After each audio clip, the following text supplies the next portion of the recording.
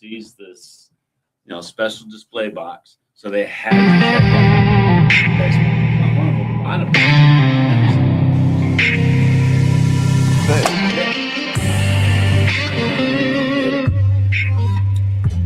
Camera's on. I need you to move a little closer to me to be in it. I'm not trying to get risky. Right.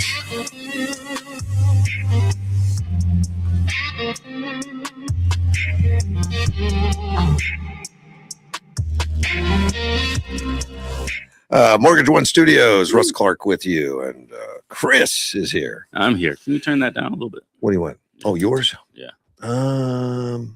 Is that the one? That's better, test it. Yeah, is that good? All right. That's better. I'm used to everybody being hard of hearing. You haven't been in studio long enough. I'm getting there. Yeah, right. First off, all content presented on the Russ Clark Show, including statements made by guests, commentators, and callers, reflect the personal opinions of those individuals and is provided for information and entertainment purposes only. This view does not present the official position of Mortgage One Studios, its owners, and employees, affiliates, or partners.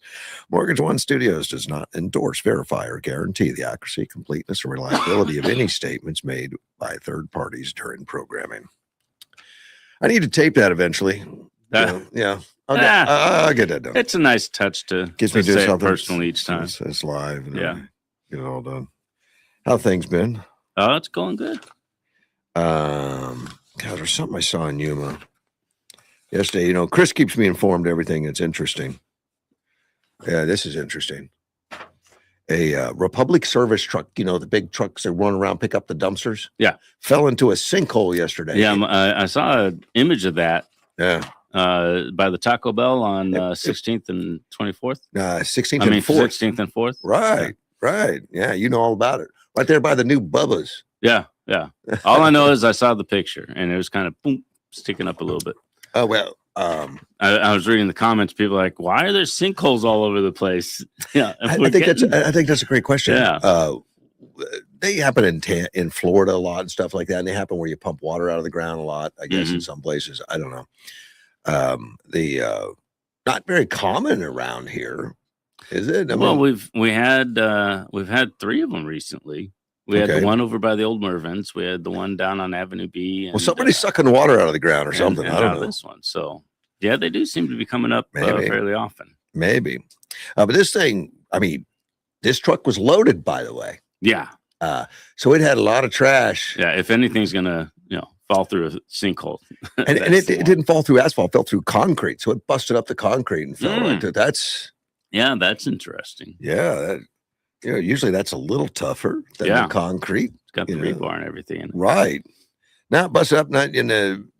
I think one of the owners or one of the managers or something at Taco Bell ran around, took pictures of how. It's big hole, and this thing's down in there. And of course, my question is, how do you get that out? They had a crane in the picture. Okay, and that's what Chris told me. No, the cranes will pick that up. Yeah, even loaded, not a problem. Oh yeah, hook crane to it, snatch it right up, get it out of there. That's what humans do. We look at it and say, yeah, I can do that. Oh yeah. Well, maybe not all. Maybe some countries might just bury it. And just fill it in. Fill that hole in. No other injuries, damages reported. I guess the driver felt like he was getting a flat tire, like something. We got a tire going down. But if you look at the wheel on the passenger side's at least 3 or 4 feet off the ground. That's a big flat. Yeah. It really fell. Yeah, hopefully not much more of that. But I don't know exactly what caused them. I'll have to take a look at that. Well, the one on Avenue B is no mystery. The pipe broke. Yeah, I remember that one, and that closed traffic down for a while. Yeah. Around there, and they filled that one up. It was on like a 32nd Street or something, and no, it's 24th and 24th. Okay. Yeah. I guess we've had a few of them. Not good. I know we've got other stuff. Well, it makes for good pictures and conversation. Yeah, unless you're the car that falls into it. Then it's not good. Get that car in there. Well, you got to take one for the team sometimes. And there's still cars in sinkholes in Florida. They just didn't get out. Right. Yeah. They said, well, you're taking that out. We're going to write down an loss. Superintendent Tom Horn, he's asking for an additional $40 million to put in school safety programs. Oh, okay, cool. And he's asked for 200 new counselors, social workers, and about 240 new police officers. I'm interested in looking at that. I mean, that may be a good use of funds. Yeah. I don't know. I hope they do. Well, anything that's watch out for the safety and welfare of the kids is generally a good idea. Some stuff they spend money on is like not doesn't make sense to me. I mean, it's a lot better than DEI training or anything, and they've spent. Right. I mean, I don't know how many millions we lost on all that crap. I don't know. To get pronouns right. I mean, it's unfortunate, but yeah, we start talking about counseling and as long as it's not counseling for, how to trick your parents into giving you a sex change or something, Well, that hasn't been as big an issue in Arizona as it was in California. California just dove headfirst into all that. Well, because they're nuts. Yeah.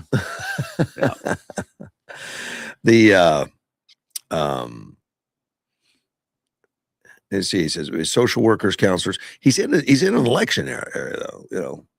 I mean, is he running? Yeah, he's running. I mean, I appreciate this guy's service, everything he's done. Yeah, I like him, but even I was like, oh. You're running again, Yeah, and it's like, when's time to stop? And please, Chris, if I can't turn these mics on properly in the morning, come get me and say, Russ, it's time. Yeah, he was down in Yuma last month. Yeah, and he's looking like maybe he needs to. And I don't like to be the guy to take the keys away from a guy that can't drive anymore or any of that stuff, but maybe. Yeah, maybe. I'm just talking, physically. Age catches up to everybody, and but not me. Yeah.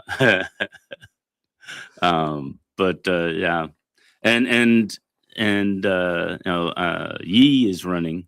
Yes, and I like her. Really like her. I like what she's energetic. She's bright. I like her a lot. So. Horn. I've liked his ideas. I liked everything he says, but it just doesn't seem like he has the energy. But he's brilliant, and he was attorney general, and he has legal stuff behind him, and he's not afraid to take on issues. Right. Yeah, he's been doing a fantastic job for many, many, many years, and it might be time to move on. It's up to the voters. Yep. At this point, either way, Horn or Yee.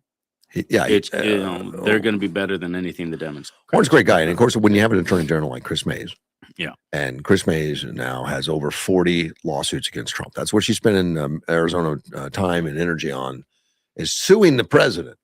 Yeah, which is really sad, but that's what we get. We hire these people, ignoring some of the things that we need. Right. She will not help the education department in lawsuits and stuff. She says, no, I don't believe in that or something. But her job is to do it. But where's the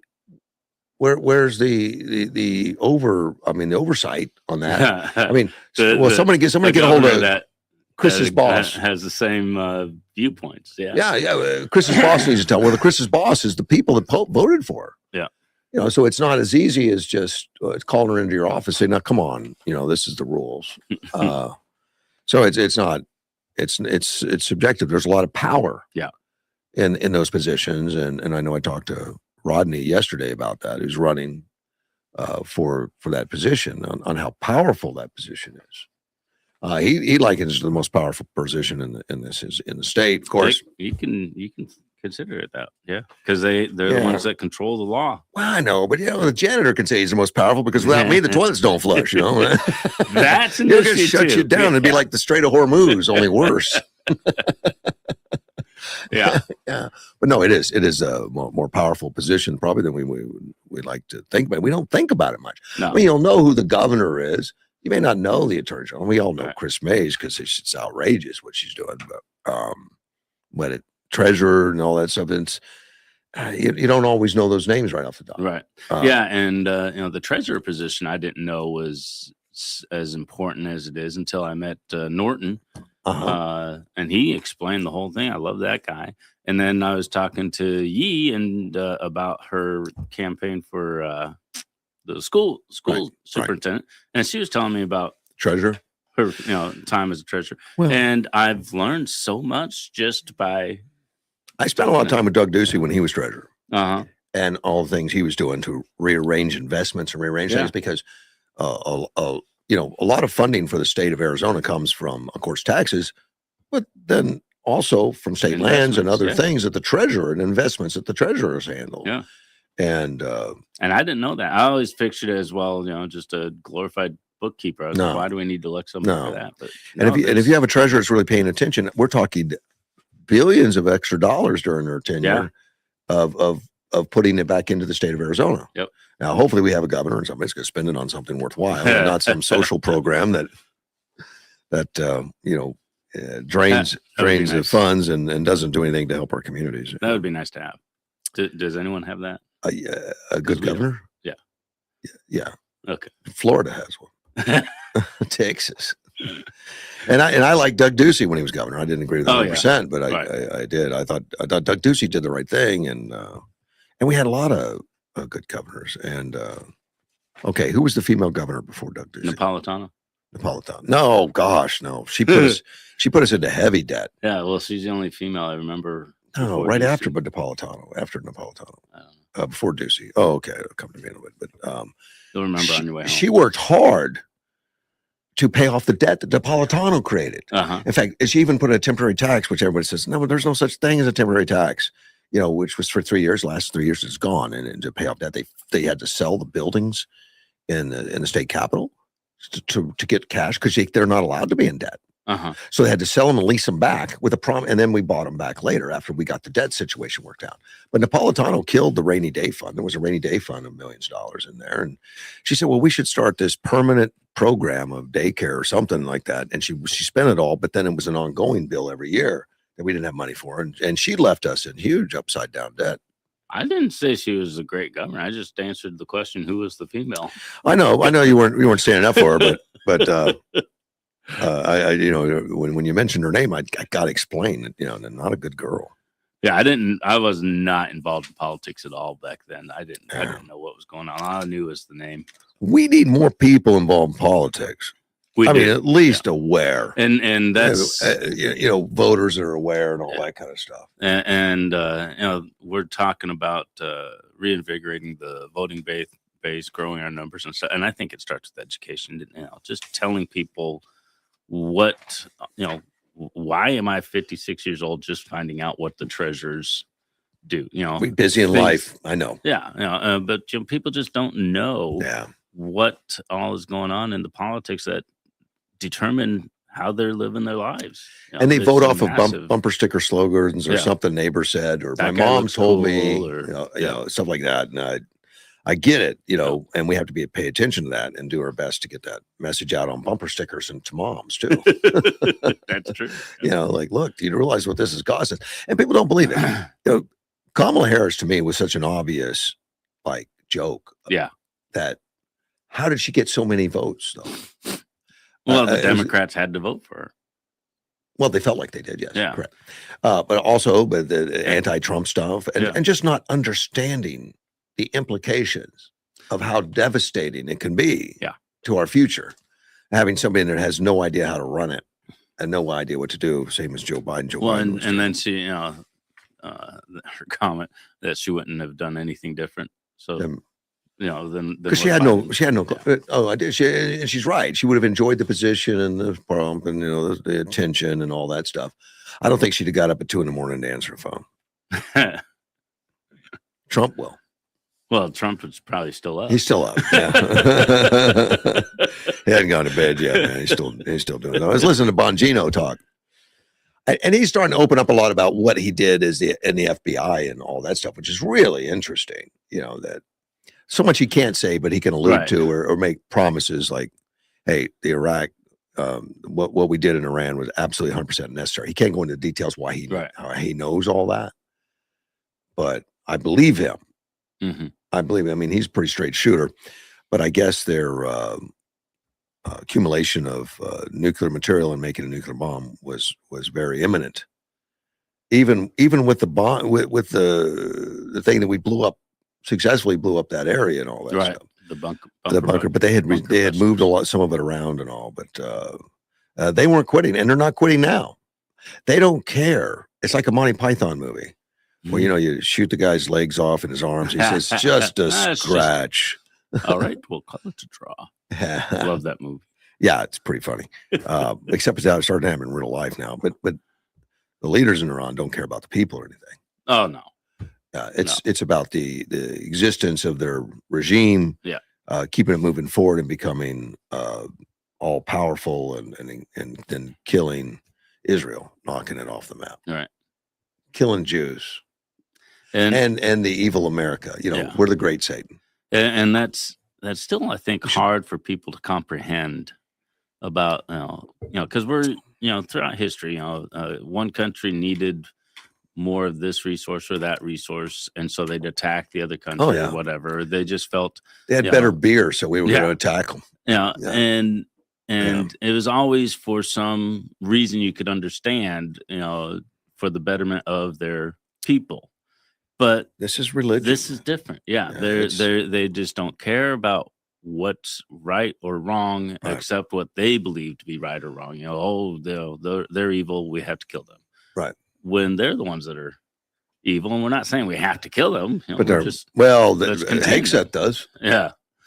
And I don't disagree that there's that leadership is so locked in to I kill you. Right. That there's nothing else they're going to listen to. And I was thinking about the other day. Can't negotiate. And that's what Trump is trying to do with, I'll put off the deadline for the strait and opening up and everything, yada, yada, yada. And, and I've said it the last few weeks. I'm just do it already. That's just. Well, me too. But I'm more impatient than Trump. Who would have thought? Yeah. But even if they agree, all right, we'll do this, we can't trust them. No. We can't believe it. Only because they've proven it. And it's going to come down to I can't see any way that we can honestly go through the future with confidence without just taking at least the Strait of Hormuz over. Well, the attitude in the past, Biden, Obama, whatever, throw them some cash, make them sign a deal we know they won't do, and then I can have a great campaign and I can get reelected and all that kind of stuff. And it won't be a problem where if you risk what Trump is risking, everything's all in. This is Texas Hold'em. Yeah. This and it can go south. It can go bad. Something bad can happen. And he's willing to take the risk for the future, to take the risk to ride it so that we don't have to keep doing it. And so that these guys don't get powerful enough to do more damage they've already done. They've already killed more Americans than most countries. Yeah. And there's no way to stop them other than stopping them. Yeah. I was I rewatched the movie The Darkest Hour the other day, and that always gets me Googling, when I watch a historical movie like that. And I was, Googling about the prime minister before him, Chamberlain, and the big thing with him was the appeasement. He kept, kowtowing to Hitler. Oh yeah, saying, okay, we'll do this, and then you want to attack. You'll do this, we'll do this, and you want to attack. And eventually he attacked. It went on and on and on. Yeah. And they remember Hitler took Poland. Everyone said, it's just Poland. That's okay. He's going to leave us alone now because he's got Poland. Right. And that's just such a clear example of appeasement doesn't work. If you're, and that's why we have to stop Russia with Ukraine. That's why we had to stop Hamas with Israel. That's why we have to stop Iran with the world. Appeasement doesn't work. But the rest of the world is staying at home, though. Yeah. France, Spain are afraid, and they want us to do it for them, and we are. Well, and we've created a history of doing it for them over the last since World War II, 80 years. Yeah. We helped a lot in World War II. We partnered, and we were a huge partner, particularly because of our productivity and ability to produce planes and war machines and stuff. Our not being bombed on during the war helped. That really was a good help, man. We shipped so much to Russia, trucks and everything that they could keep logistics going. Yeah. But but they lost personnel like big time. Yeah. I mean, millions and millions of people in Yeah. Russia. Yeah. The story I've heard was they had more people than guns. So when one would drop, the next one would just pick up. There's been movies, and I forget what the movie about the famous sniper in Russia, what the name of the movie is. But it showed early on where they had a bunch of recruits are taken right to the front line, and they would pass out a few guns out to some people and then bullets to other people. Mm. And they tell the people with bullets, don't worry, when you'll find a gun. They're laying on the ground out there. Like, wow. And they do. They get out there and they start running, and there's just slaughter everywhere, and few make it and all that. And of course, the sniper ended up, not getting shot, ended up getting a gun, and he had a bullet. and he ended up becoming a famous World War II hero for Russia and become one of the most prolific snipers in the world. And I forget the name of the movie, but it was a wonderful movie. That's how I learned my history. I watch a movie and then Google, because they always take creative license with it. So I find the details and the facts. Well, there is creative license, yeah. They have to change it to make it entertaining. Yeah. Jan Brewer was the governor. Jan Brewer. Thank you, Sandy. Sandy put that in there. I remember her. All right. Mainly her name. I still wasn't paying attention to the politics. Well, and I like Jan a lot. I did. She did what she said she was going to do. She's tough.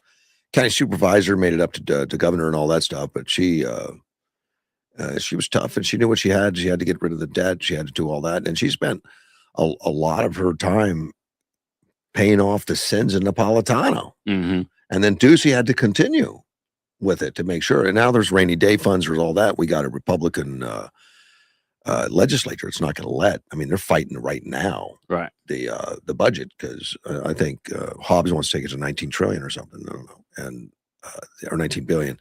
But I see trillion so easy to say now. Yeah,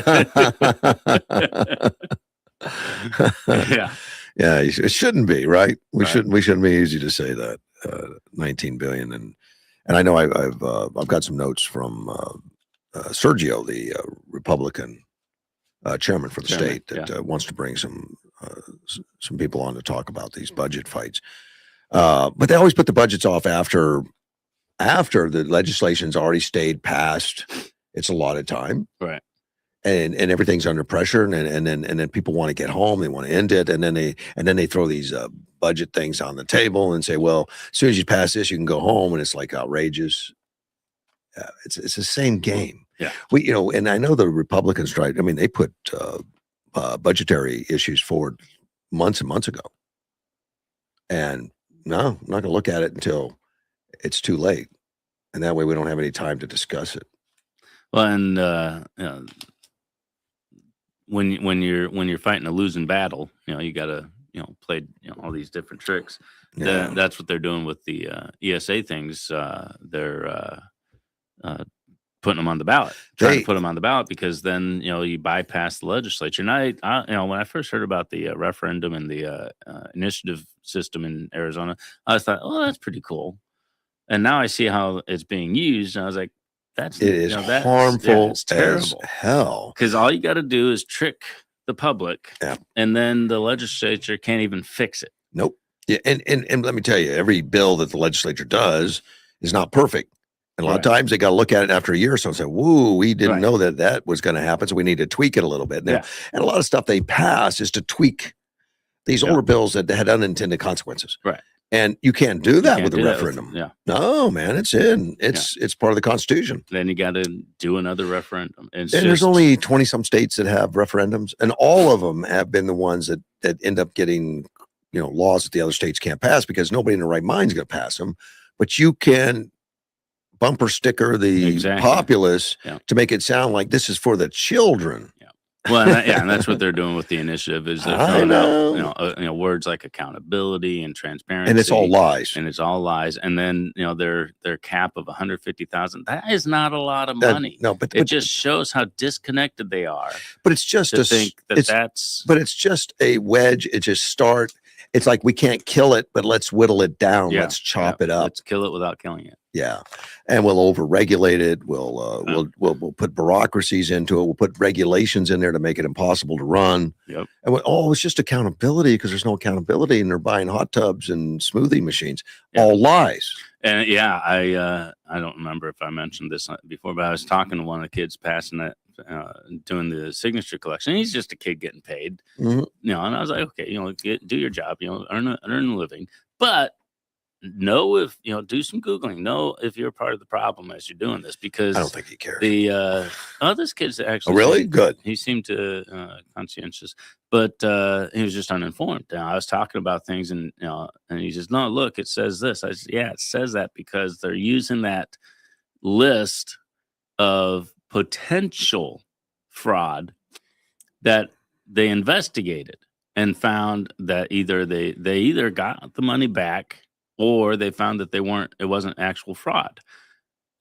That was not a list of fraud. It was a list of red flags. Let's investigate those and check it out.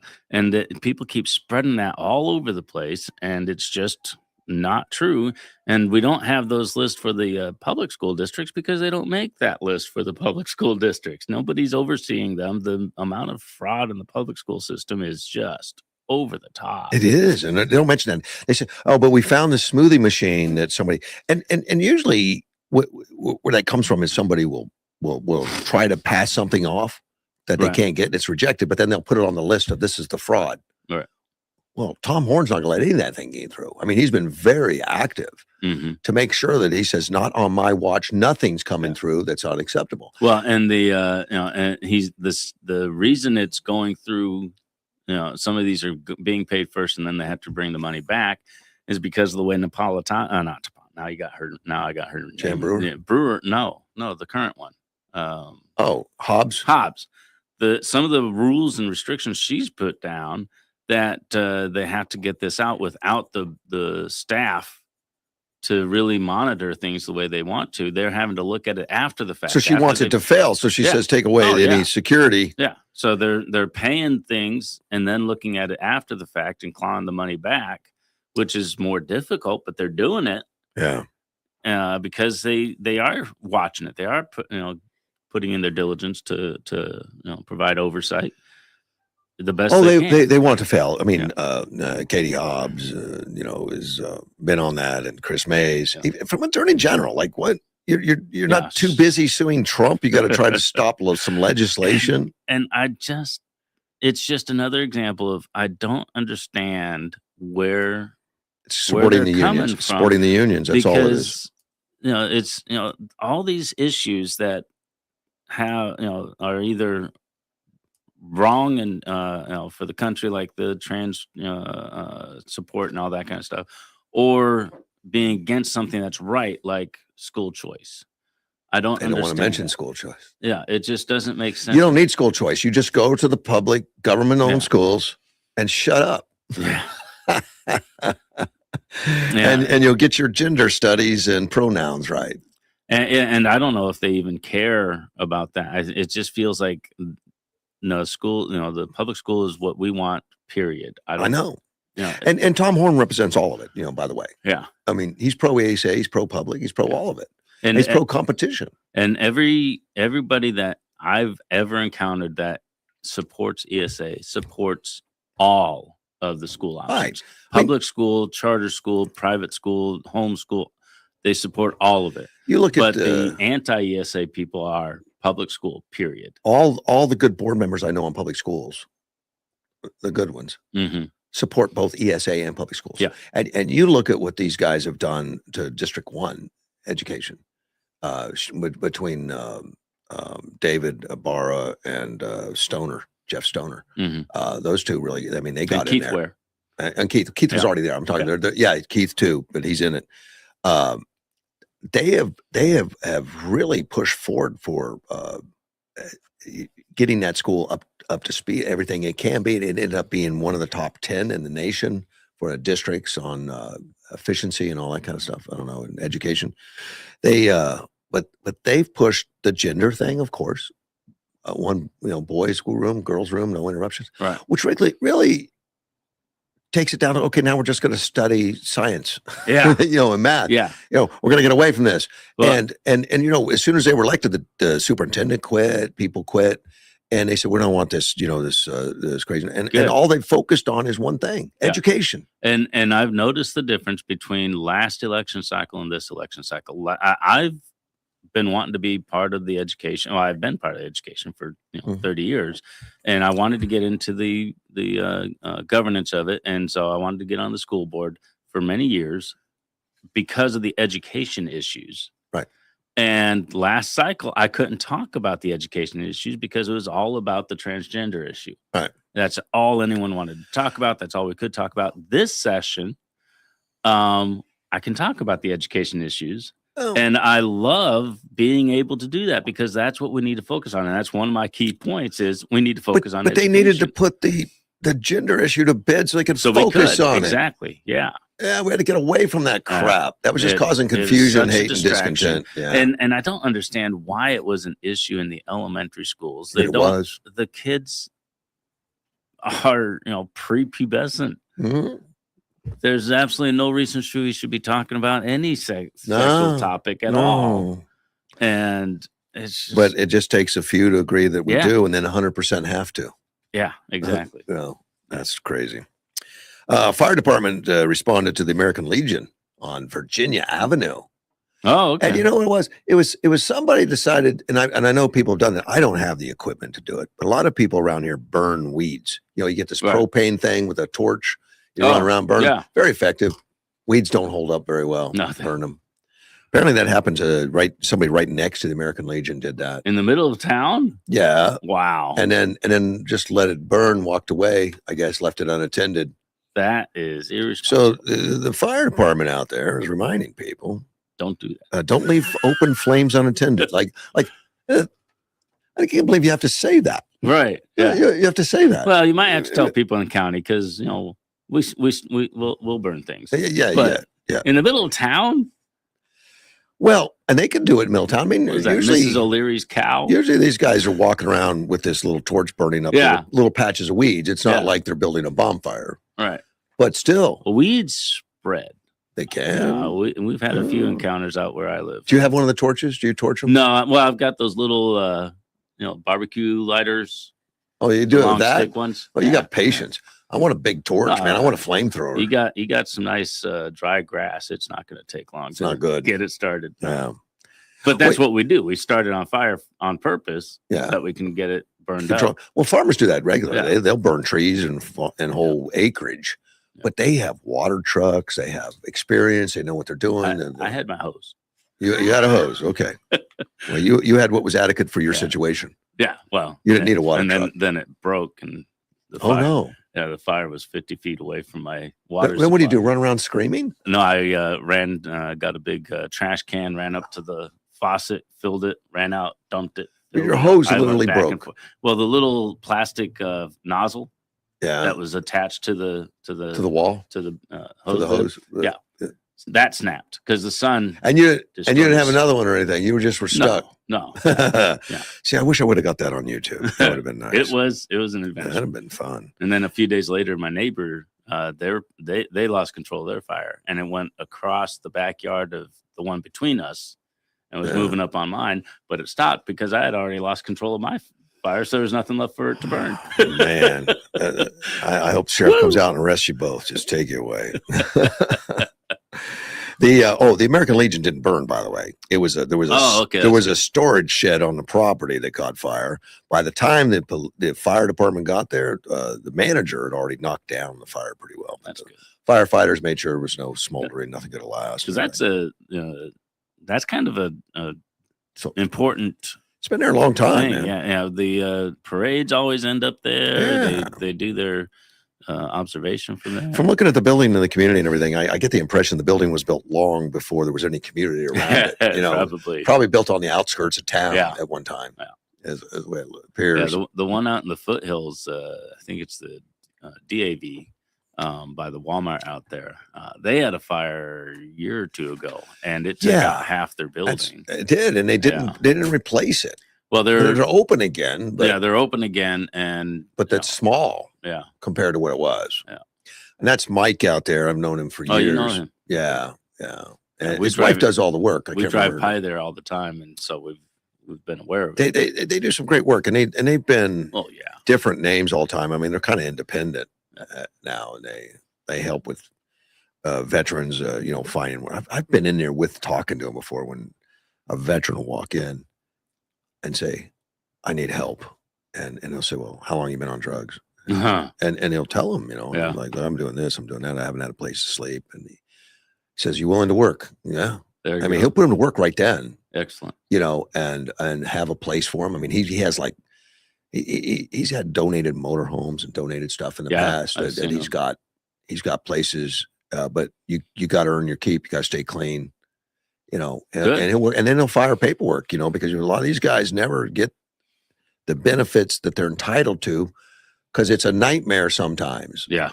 The paperwork. In fact, Mike has been over so long with his staff, he doesn't do anything. But his staff, particularly his wife, has been doing that so long. They know the ins and outs. They know the people and all that, and they still get rejected multiple times sometimes before it's finally accepted. Now, once you're in the system, you're okay. But to get these guys in, it takes some time. And you would think, it's so weird. When we start talking about some of these cities with homelessness or whatever like that, if it's not veteran affiliated, man, they'll do all the paperwork for you. They'll make up stuff. They'll throw it in there for you, take care of it. But if it's a veteran, who does it for them? Right. Well, there has to be these special organizations that have to fight. We got states that go stupid, like in Minnesota, with federal programs, and they cheat, they lie, they steal money, but they help them do it. Right. They won't even help veterans get what's coming to them. It has to be private organizations that set up through donations and help community to get it done. Yeah. And I thank God for them all, and the VFWs and all the others that non-affiliated and all the other guys that do this work for them. But it's just mind-boggling to me that our country pays more attention to illegal aliens, homelessness, drug addicts, criminals, and getting them help and helping them through the system. And there's no help for the system for these guys, the veterans. There's no help. Yeah. They say, okay, here's the paperwork. Just fill it out. Rejected. Here's the paperwork. Just fill it out. Rejected. Well, and just filling out the paperwork. I haven't had a lot of interaction with the VA, but a little bit. And it's just the simplest thing is this form that just seems to go on and on and on and on and on. Yeah. And using terminology, I don't know what that is. I'm guessing at half of the answers. Well, a lot of military guys walk away. Yeah. There's just it's just too much. Yeah. And you really do need to have somebody that understands it, that knows what's going on with it, that can say, well, just this one is just answer that. And then how to overcome the objections, because it gets rejected. Yeah, how do you appeal it? And then how do we deal with that? And that's what these guys do. They're good at it. Yeah. They've had so much experience, you would think they would always get it to where zero rejections. Oh no. That's impossible. Well, and in the bureaucracy, a lot of times it's reject first and then look at it. If somebody really cares enough, they'll appeal, and then I don't know if that's a policy, but it just seems that way. My son is my son-in-law is a Marine. Was a Marine. Mm-hmm. Now he has ALS. And getting that system, and I'll talk to him about that. That is not easy. No, I'm sure. Let's take a phone call from Carl. Good morning, Carl. Hey, good morning. How are we doing? Fine, gentlemen. We're doing well, sir. And yourself? How you doing? I'm doing very good, but for my 2 cents a day, Russ, you're 100% right. For us veterans, like Vietnam veterans, we got to fight like hell for our ratings. So. Yeah, what was promised to you and what you earned. Yeah, I know. Yeah. So, but the great people that help us, Veteran Dave, he helped me a lot. And then I had to go to Dr. Paul Gosar to help me with the rest of it. Isn't that something? We have to get all that help. Mm-hmm. Because there's nobody on the government side that's going to say, oh my gosh, run in, let me help you with that. They don't do that. Not a bit. No. So it's different organizations that help us out, and they do a very good job, but they don't make it easy. So. No, they don't. Yeah. Well, thank you for your service anyway, man. I appreciate you. Well, you know what? I hated to do it, but I'd do it again. Yeah. Yeah. In fact, I joined the Air Force, so I didn't think I'd go to Vietnam. Shit, they thought so much of me, they sent me anyway. Man, yeah, that really didn't work out. Now, that as an experience, you never get over. Oh, I'm sure. Have a good day, my fine Thank friends. you, bud. Take care, care, man. Bye-bye. Yeah, there's companies out there that they will help you get through, like Carl was saying, his ratings. They help you get your ratings started or help you increase it, and then they get a percentage of your first like year of benefits or something like that. So there are, they're getting paid to do it, and that's the nature of their business. That's their income source. But there's these, DAV, VHF, all these other organizations that will help you for free, so you don't have to lose your benefits to get the benefits. Right. And the other ones, because they're getting paid to do it, you question the ethics of it. Are they making up, finding ways for you to, game the system and get, money for, any kind of money that you can get out of it. So, that one's kind of hinky. They're effective. They know what they're doing, but I question the ethics of it sometimes. My fact checker is questioning Kimberly Yee. Remember, we talked about Kimberly Yee. She's currently the treasurer. Right. And she's running to work in the education department, be the superintendent of public education. And he says, you say Yee ran for a different office before this one, and there you have the trouble. We keep voting for a class of men and women who've made politics their trade and who treat public service like a permanent profession rather than an episode in life. They swagger into the Capitol with neat phrases and committee assignments, but precious few of them have ever shouldered a payroll, wrestled with a stubborn ledger, or learned the hard grammar of making a living when the storm comes. What the Republic needs, plain as a dinner bell. I like that. Plain as a dinner bell. He's very that's nice, creative with his writing. Well, he has artificial intelligence. Is more folks who have stood in the fire of real work, shopkeepers, farmers, foremen, small business owners, people who know how wages are earned and bills are paid, not because career politicians are villains by nature, but because of breach of men and women seasoned by life's ordinary trials will keep the machinery of government from mistaking theory for truth. Wow. And he's exactly right. It's one thing to be cautious and look about and take a look at Kimberly Lee. And I don't know before she was treasurer what she really was. I mean, I know she was in education. I know that. She spent 8 years as treasurer, but I think there's more depth to her than that. But we'd have to find out for sure. And I think he's right about these career politicians, or some of them, that's all they've done. And they know the right things to say, and they know that once they say it, they don't have to do it. Right. And I've thought about this. I hate to say Edward's right. I don't do that too very often. I've thought about it over the years. You can figure, career, some of it is an actual, that's their job. They view it as their job. When I think of my job, I want to be professional. I want to be educated about it. I want to do my best at it. And you can, if somebody has that viewpoint, then okay, great. I want a career politician that is there to help the people and understand the system and know how to work it for the benefit of the people.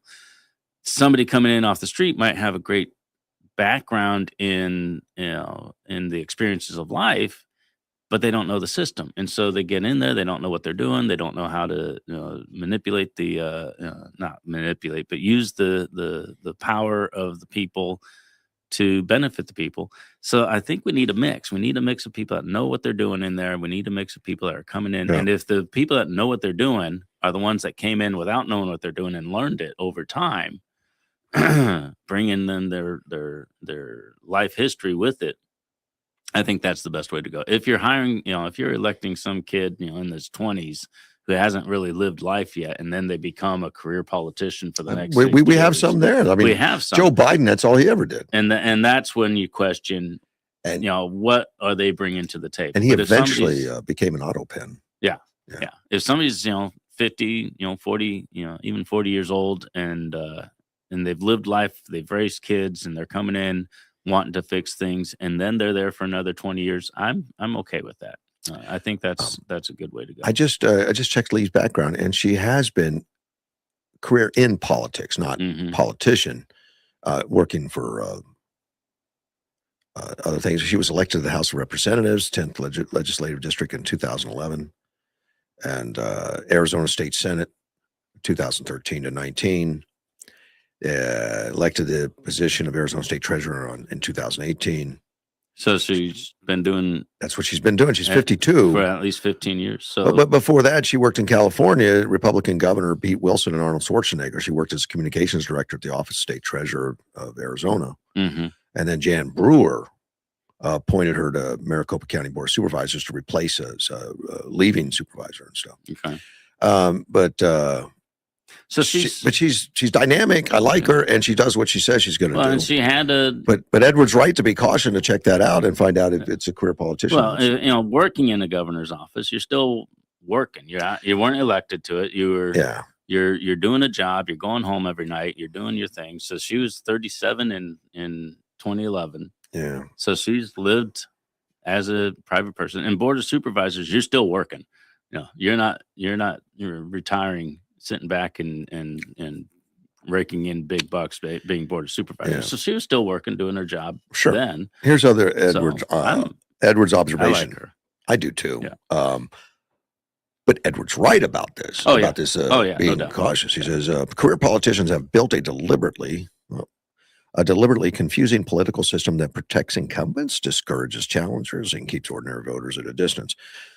Also true in many cases, particularly in California. I think it's more so in some areas than it is in some of the rural areas. Rural areas, you can't help but be close to them. Well, and the legal system in general, it was defined by lawyers, and so they've set up a system that you really can't get into unless you're a lawyer and know what's going on, how, what's the vocabulary and all that kind of stuff. Well, and it helps. Who were the at least the first politicians were lawyers, and so farmers though, man. George was a farmer. Yeah. Lincoln was a lawyer, but he didn't go to school. Right, he was self-educated. A lot of people were self-educated back then. Right.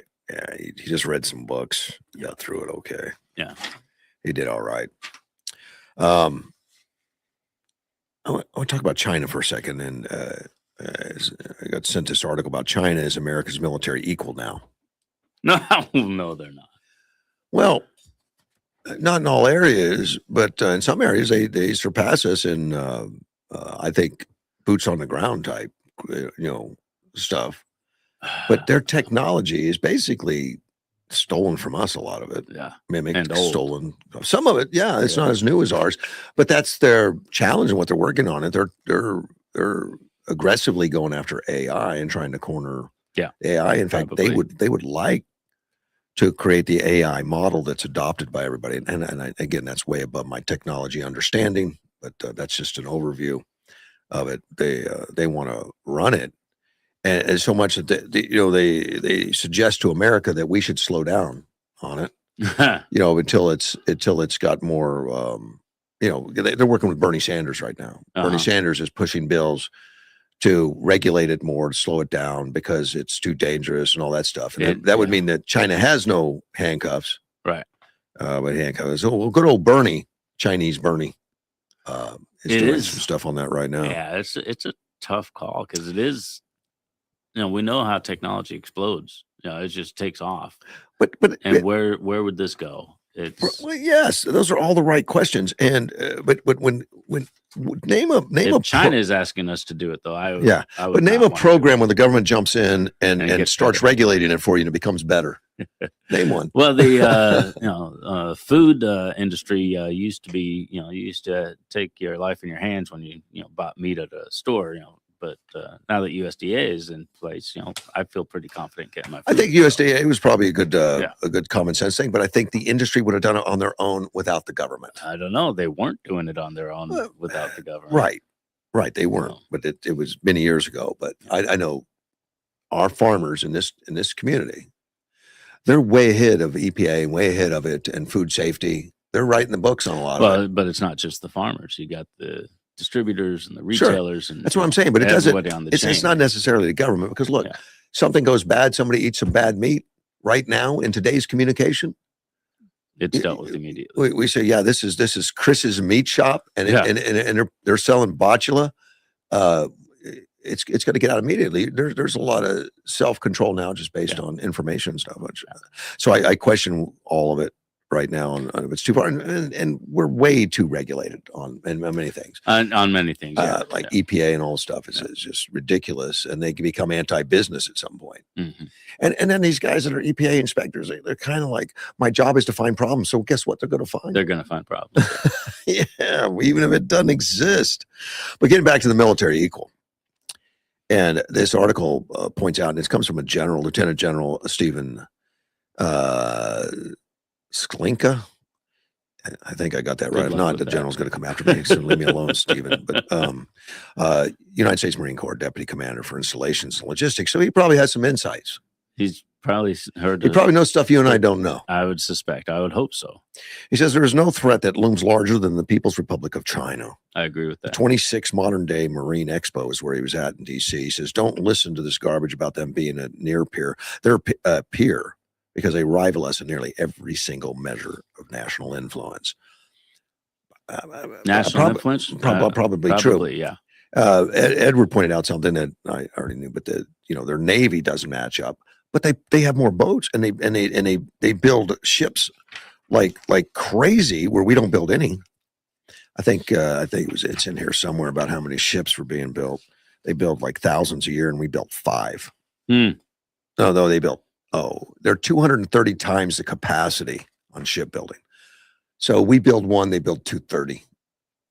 Yeah, but our 1. That doesn't make them our 1 is, yeah. I mean, they don't have anything like the Ford, but they do have aircraft carriers. They have stuff, and we can only guess at what the true capability is. Right. But they're pretty sure that their capabilities, behind ours.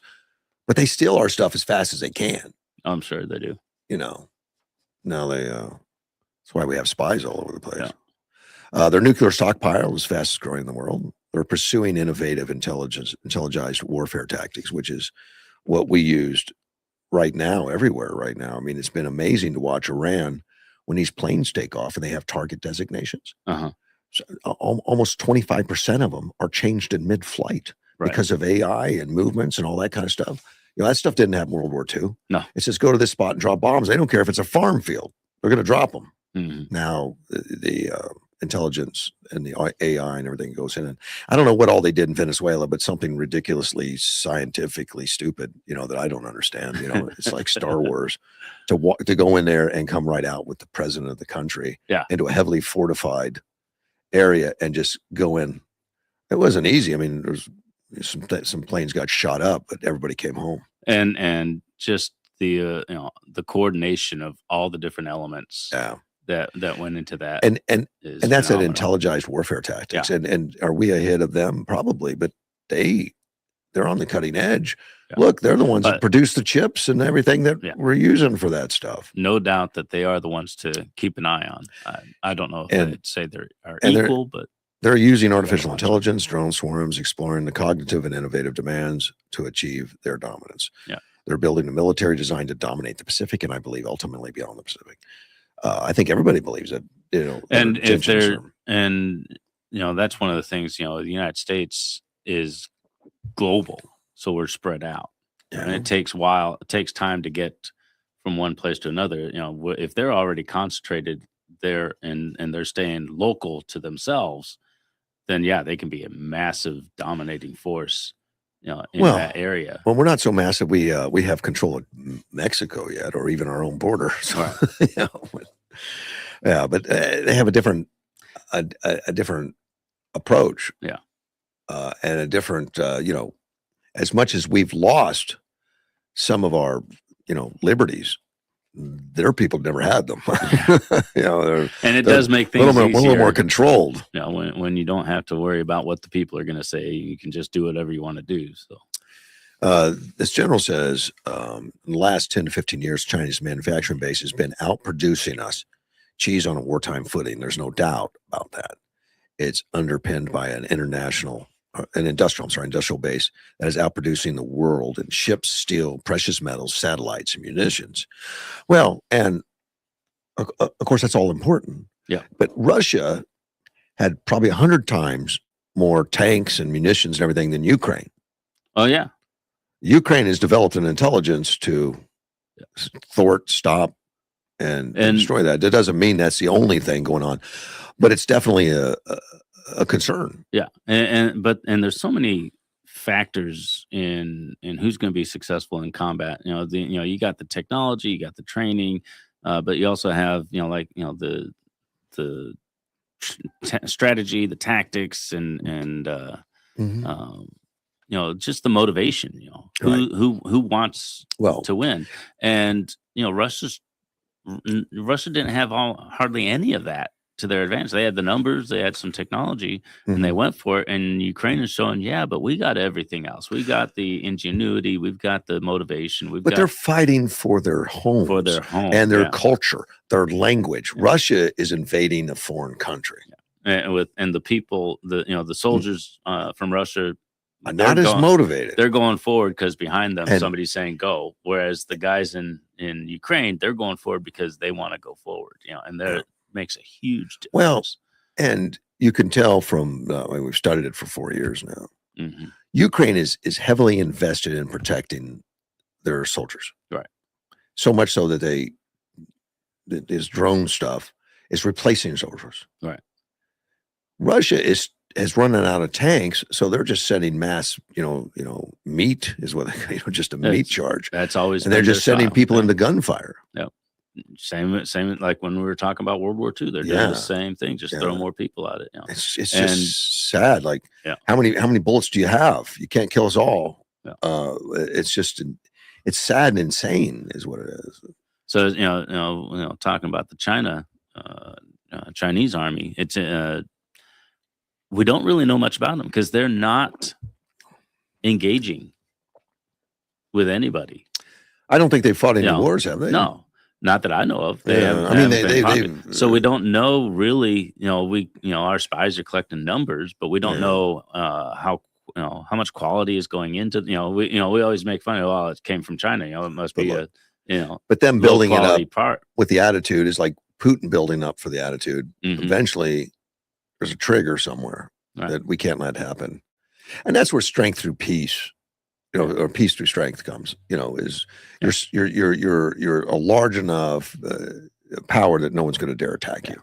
And I'll give China the credit of this. We're strong. Don't mess with us. We won't mess with you. Because I don't see them really. They're working behind the scenes. Sending. Oh, they want to take over the world, but they're. But Russia is trying to do it with fear. Yeah. We're going to start something. China does it through investment. Let me build a highway for you and all that sort of stuff. Yeah. But they're still building their military like they want. They have a different attitude coming. We don't know. But it sounds like they're building their military defensively. Offensive. This general says none of us in uniform today have ever had to operate in a world where a legitimate peer simultaneously contests us in every single domain. We are taking terrestrially and non-terrestrially, kinetically and non-kinetically. We're going to have to fight to get that fight, and we're going to have to embrace these challenges and not operate under the auspices of how we did in the 80s and 90s. History is proven, and our current operations are confirmed. That's a society that can project and sustain power and sustain their forces most effectively. Ultimately, they prevail. Yeah. And I think if they sustain it and we stick with it, then no one's going to want to attack us. All right. Well, and the point he was making, things are different than they were in the 80s and 90s. We have to be adaptive. We have to be aware of what's out there, what new technology is out there, who's growing their military and how they're growing it, and what direction is the fighting on the ground going to look like as time goes by, and we're doing that. We're learning from Ukraine. This tiny little country. We're saying that was a brilliant idea. We're going to. Oh, we are now in Iran. It's been a great help to import a lot of that stuff. The weaknesses he points out that the vulnerability of U.S. military installations, both at home and abroad, No increase in magazine depth, additional weapon systems, or advancements with AI or other technologies will ultimately matter if you can't get off the installation in the first place. Mhm. The ability to mobilize and deploy is underpinned by the readiness of our installations. It's a concept that we're just now really starting to wrestle with. Our bases, posts, and stations are the front lines of decisive terrain. And I'm not just talking about those in the first island chain. This isn't just Marine Corps installation specific. Our installations are subject to non-kinetic attacks. Non-kinetic attacks, they're going to be just as debilitating and just as strategically consequential as any kinetic attack. And that's going to be out there. And they're going to carry an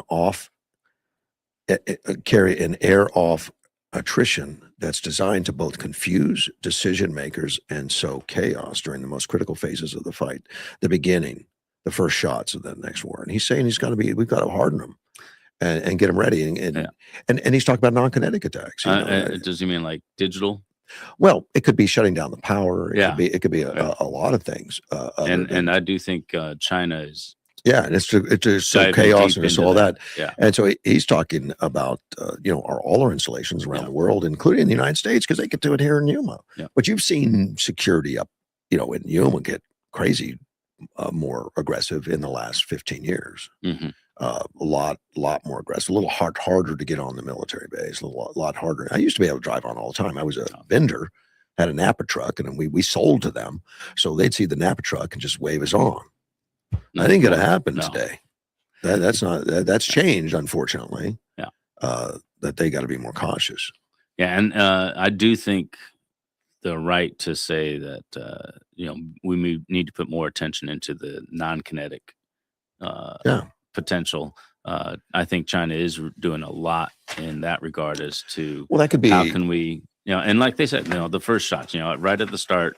Nobody knows what's going on. Everything's in the dark. Communications go down, and and that could be bugs in the system. They just go in and destroy computer systems. It could destroy communications. Well, they can also use electricity. They can also put out false information, and over the internet, people believe it, and that can cause all kinds of chaos and distract people from something that's a little more nefarious coming behind it. He says, I think our installations have to start being treated as war fighting platforms. Mm-hmm. We need the best solutions for counter UAS, which I looked that up, but we got to quit talking about it, start delivering that. We need resilient power. You have to be able to absorb when the communications are cut and continue those communications actions. We need hardened infrastructure and a hard network. This guy's making a lot of sense. It really does. I mean, he's looking like an EMP or something, which would knock things out. Yeah. Are we hardened? I know our military base went through some upgrades within the last 10 years.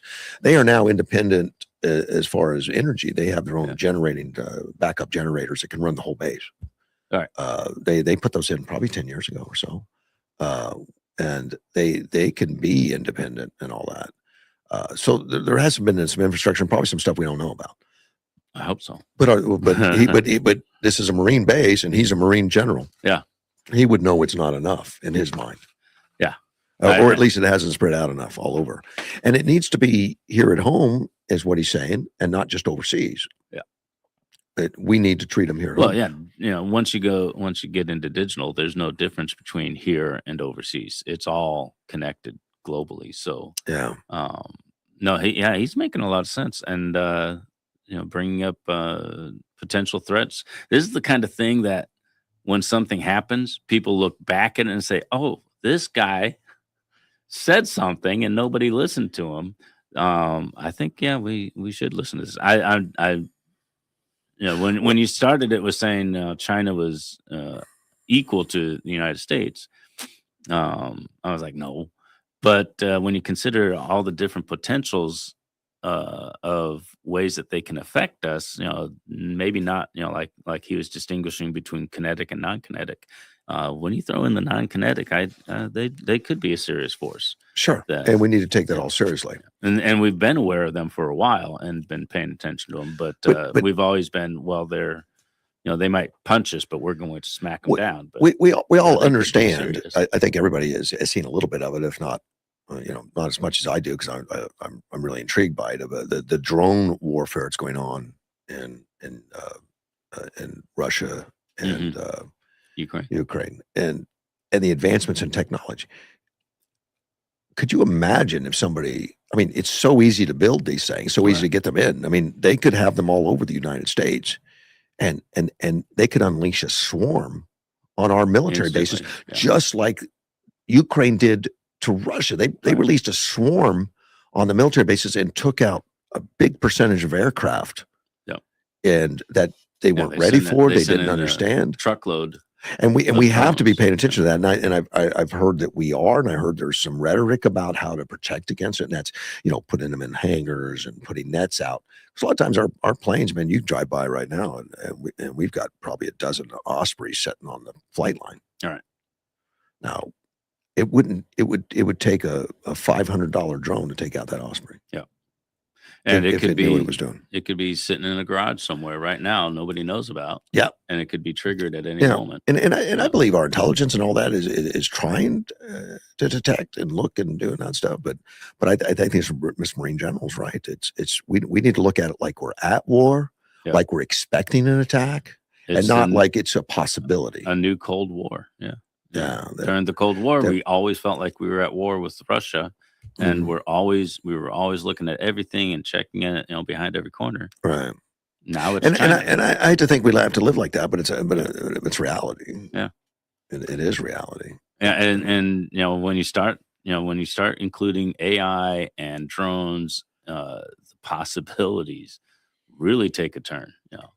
We've always what were we watching?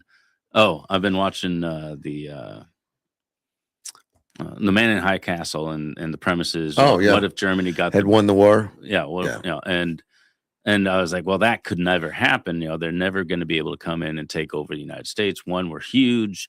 Two, we've got the oceans on both sides buffering us, and the people are just never going to stand for that. But what if there's these drones in garages all over the country, ready to be triggered on a moment? They could hit the entire country at the same time. Oh, sure. With and nobody would be ready for it. Yeah. And like he was saying, the first shots, at the very start, we'd all be like, "Oh, what happened?" Yeah. We would figure out, what's going on, and we'd respond. But while you're figuring that out, there's another shot coming. Yeah. It could be devastating. We do need to rethink our readiness. And we need to be hardened for EMPs. And I know that Trump in his first term had that money set aside for the nation lines, to be hardened for EMPs. Right. Biden took it away and built a couple of, chargers for electric cars. But those are really nice chargers. No, they're not. No, they're not. And it's like billions of dollars. I think a lot of it just went to NGOs to study on how to build them or something. I don't know, because it didn't go into hardware. It didn't do that. And just leave it to Tesla. Private business will take care of it. Yeah. And if you really wanted to sponsor and pay for it, you could have given Tesla a very small fraction of that money, and had thousands of them. Yeah. But no, we got to do it ourselves or something. We don't love Tesla, but Tesla's ended up taking over the market anyway. You look back at how we grow in this country, and we adopt certain systems like VHS and Beta. Remember that? Oh yeah. You had the Beta, you had the VHS, and it was competing, for who was going to be the best tape recorder out there. Well, VHS won. Yeah. And the same is going on with the charging stations. Yeah. Which system is going to win? Is it the Tesla hookup, or is it this alternative hookups? And Tesla's winning big time. There was another one. Oh yeah. Yeah. If you have like a Ford, it won't work in a Tesla. Oh. It doesn't even have the same plug. It's a different plug. All I've seen is Tesla locations. Yeah. Oh, there's different ones out there. Huh. Yeah. Interesting. There has to be, otherwise you couldn't charge a Ford. But now all these many other companies are just paying to get into the Tesla system, which the Tesla's owners kind of complained about in California, because they already have a backup in line to get fuel at the Tesla. We don't want we don't want the Toyotas in here. Get them out of here. We just want Teslas only, because they do have, just like we drive around and we see these Tesla charging stations where we have 30 of them and there's like 2 cars. Right. They have, the opposite. They have more cars waiting than they have in some of them, in some cases, because they went all in on it. And Tesla's building them rapidly. So why didn't the government just get behind them and subsidize that one, and for everybody, not just for make Tesla, it universal?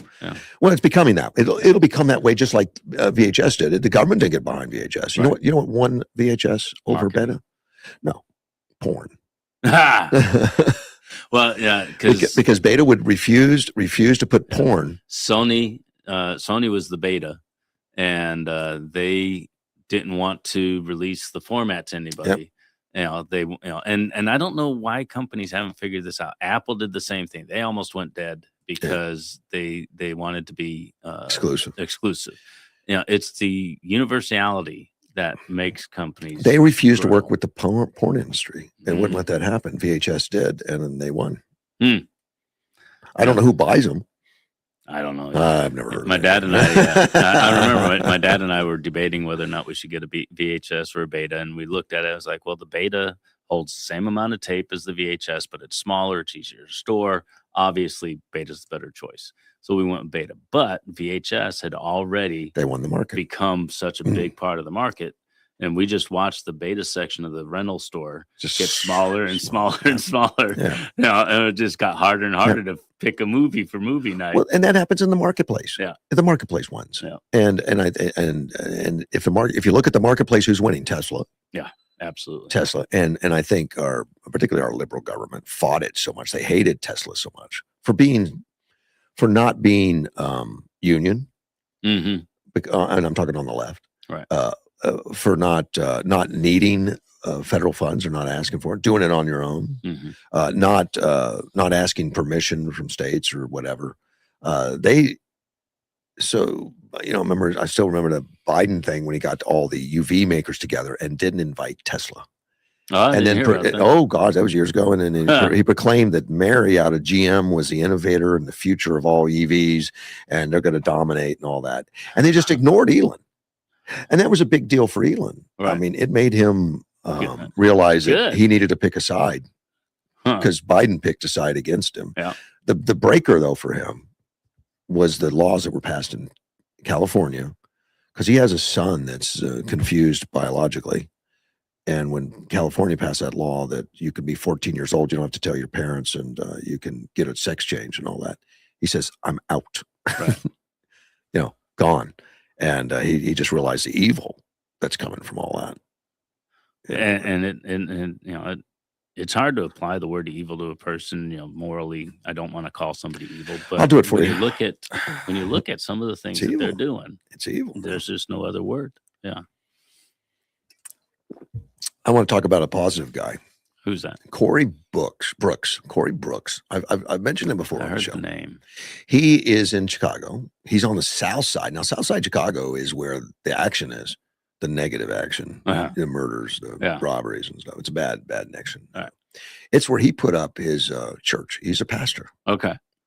But he's nationally known. He just did a walk across America to raise money and awareness for helping areas like South Chicago that needs help. And he just got back. He just got back to Chicago and he wrote this piece. And I'm going to read it word for word, the entire thing. So that's long. Read it. It's 2 pages. I'm going to read the whole thing. Let me get comfortable. And I'm going to be wore out afterwards. You have to take it from there. We only got an hour and a half left. I don't take me long. It won't take me long. But he's so impactful. I like him because he sees things as they really are. And he doesn't live in an ideological bubble, and he wants to get out and walk across America and talk to everybody. You got to identify a problem and find out. Now he is a black pastor, and that doesn't make any difference to me. But I'll point that out that he cares about his community, but it's not. He doesn't feel like they're all victims or anything. Or they're victims of their own attitudes. I love black pastors. They're just so energetic. Tyrone's my pastor, but I just see him as a pastor. I mean, I don't. You know, I went. he can't help being black. It's not his fault. But I'm not saying that, it's a good thing. I went to a black Lutheran church once. Yeah. Oh my goodness, nobody's saying like that. Oh, and they're notoriously more vibrant than the black community. It is so much fun. I love it. Let me read this. As I recover from foot surgery in Chicago, my break from the walk across America has given me time to do more than reflect. I have seen so many things on my walk so far through small towns, big cities, ghettos, suburbs, open air, drug markets, posh farmer markets, and even the occasional country market. Through it all, I've seen Americans of so many stripes, and they're all moving forward, moving with a sense of purpose in their work and in their belief in God. When I returned to the south side of Chicago, I was struck by the stillness I felt here. It pains me to say this, but it was if I never left, the same problems remained. People complained about the same issues they complained about the year before and the year before that, not recognize that the faithful pattern of doom. Although my team has greatly reduced violence in our immediate community, it remains high on the surrounding blocks. Herds of teens continue to raid the loop, wreaking havoc and destroying what others have built. That pattern is obviously and undeniable. On my walk across America, I saw people moving towards something better, no matter if it was one step a day or 20,000. They moved forward in the faith of a good life and an eternal reward. Here on the south side, while so many do struggle towards something better, the current moves overwhelmingly in the wrong direction. My time away revealed something. I'd grown too close to see clearly how fiercely we protect the dysfunction around us. The current moves towards dysfunction, not potential, towards dependency on government, not self-reliance, towards violence, not two-parent households, towards the instant gratification of the drug trade, not the inner strength that comes from lasting education. And anyone who dares to swim against the current gets mocked as being Uncle Tom. My time away revealed something I'd grown too close to see clearly, and that is how fiercely we protect the dysfunction around us. It has become our identity, our internal compass, our security blanket. It is almost as if we would not know who we were without it. I've had many supporters in my efforts to build a transformative leadership and economic opportunity center on the South Side. But I have faced far more criticism, and I want to sit with that for a moment because it breaks my heart. Criticism for trying to get kids off the streets and into a safe environment where they can simply be children. Criticism for bringing trades, construction, electrical work, skilled work, so young Americans can reverse the fortunes of their lives. Criticism for believing that young people on my block deserve opportunity, not just sympathy. For these things, I'm called a black conservative, as if it was an insult rather than a description of a man who believes his community deserves better than what is being offered. These attacks have produced exactly the opposite of progress. I want to be honest about something that no politician in this city will say out loud. Unlike Mayor Brandon Johnson's belief, white supremacy does not run these streets. I saw the KKK march in the streets of Kenton, Tennessee when I was a boy, but I never seen them march since then, and never in Chicago. There is no external force orchestrating our destruction from the shadows. If there is any racism holding us back today, it's the soft bigotry of low expectations and quiet condensation of voices that tell us we are permanent victims who need government programs instead of God, family, and hard work. They peddle a lie that feels like comfort. It's not your fault. The system is rigged. Just vote the right way and everything will change. And while they are saying it, another generation slips away. Our worst enemy is post-1960s liberalism and our own unwillingness to confront what is just done to us. I will tell you another truth, and I will ask you to hear it the way I heard it, not with the defensiveness, but with a grief of a man who loves his people deeply. On my walk across America, several Americans told me they feel that everything that could be done for Black Americans has been tried. Government programs, affirmative action, protest movements, decades of bending institutions and budgeting in our direction. And still, they said, nothing gets better. When I heard that, I did not get angry at them. I got sad because they are not entirely wrong. And the question that haunts me is not whether America has failed us, but whether we have failed ourselves by choosing the comfort of our grievances over the hard work of our freedom. We have squandered so much by prizing dysfunction over progress. We have valued victimhood over merit, a strange fate. Since none of us suffered slavery and most of us never lived under legal segregation, yet we reach backward to the past for our identity instead of forward to a future where our talents and our character write our own story.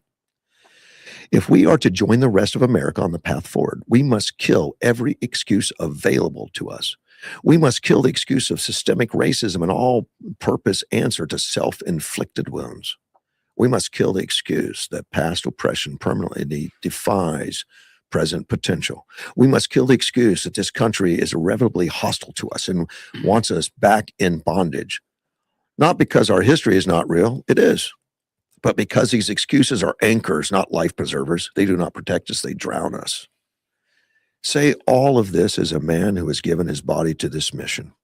I have walked across this country on a broken heel for the children of the South Side. I have slept in strange places, fought through pain, and kept moving when everything in me wanted to stop. I did not do that because I think our community is hopeless. I did it because I know it is not. Yet I remain hopeful, deeply, stubbornly, biblical, hopeful. Jeremiah 29:11 tells us that God has plans for us, plans to prosper us and not to harm us, plans to give us a future. That promise does not belong only to the comfortable. It belongs to the South Side too. If enough of us start swimming against the current, there is always a chance that we can reverse its direction. We have no choice but to try. That was Corey Brooks, Pastor Corey Brooks out of Southside Chicago. That did need to be read. How enlightening is that? I loved that. How truthful. Yeah. And he's saying out loud what most would not say, as he puts it. Right. And you know, I know he's talking from the perspective of the Black community, but yes. I don't think it's just the Black community. There are so many people, you know, that feel like they're being put down, you know, instead of finding ways to get up.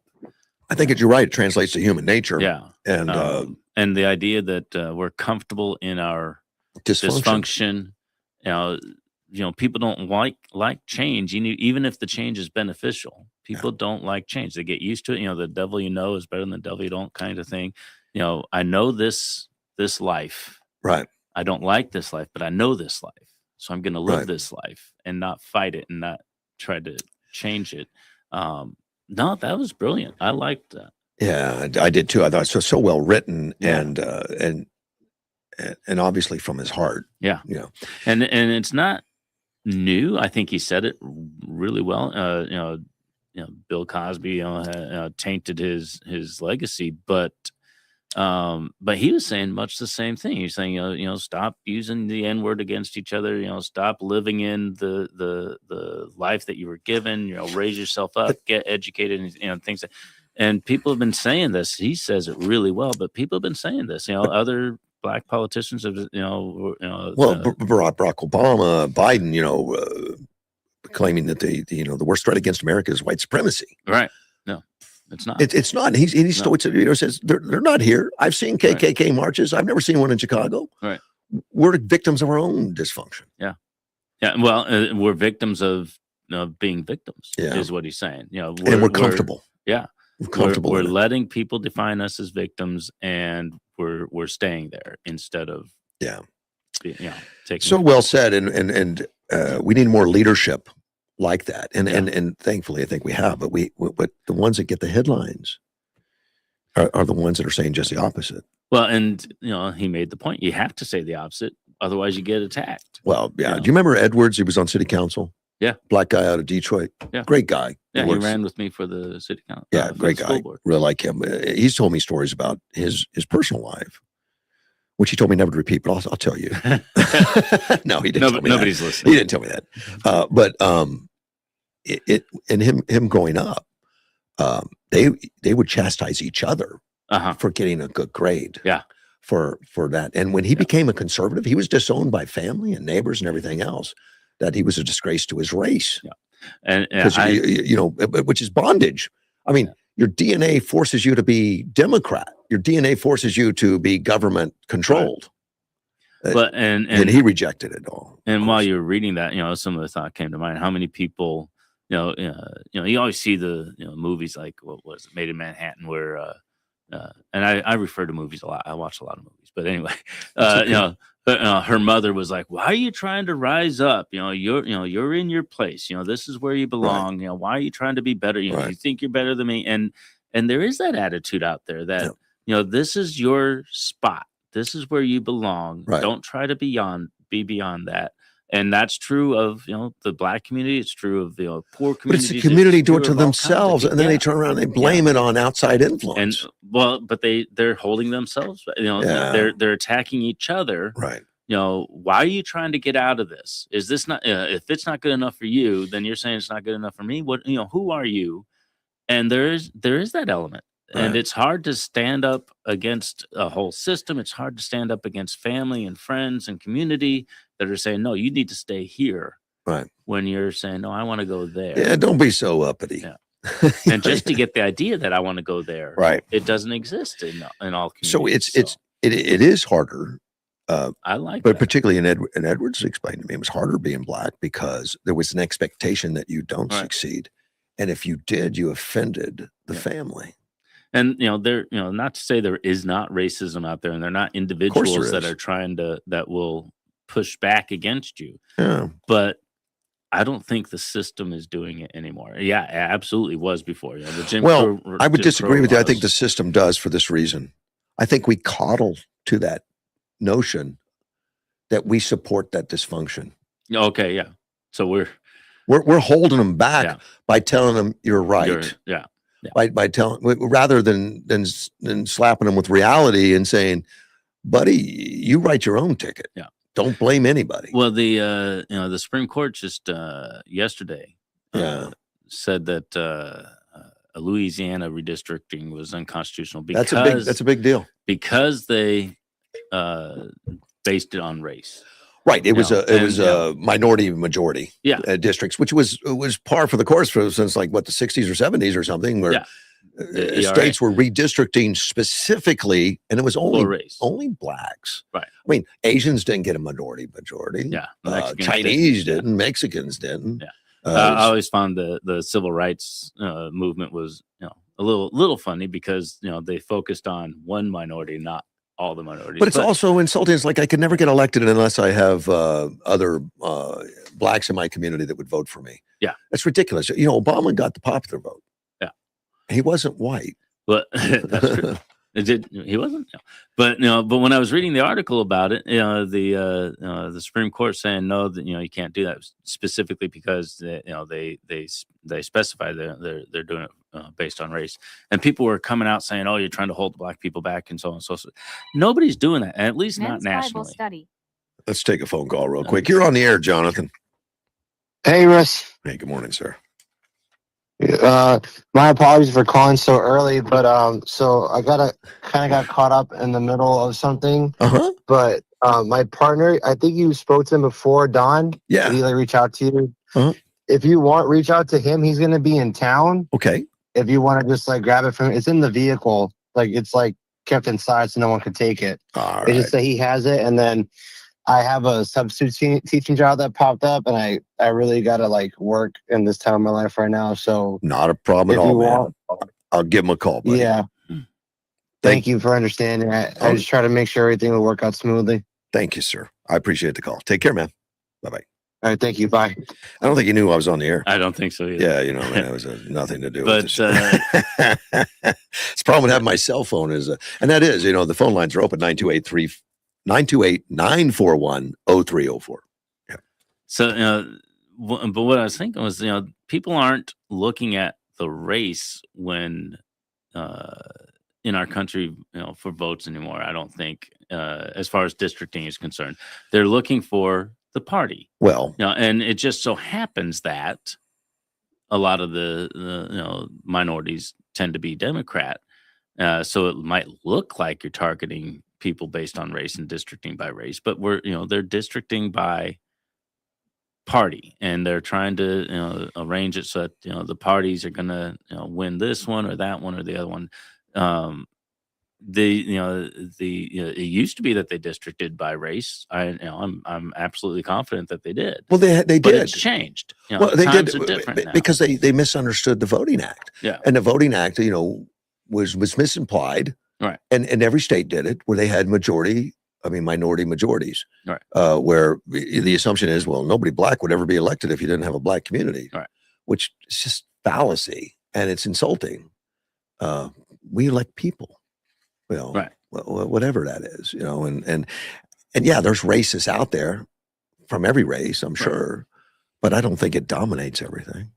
No, and it can't. Can you imagine a business, with as difficult as businesses, as hard a time as businesses have making it in today's world with all the stuff that's going on? Can you imagine them cutting out half of their customer base by saying, no, we're not going to serve this race of people? Mm-hmm. Business kills racism.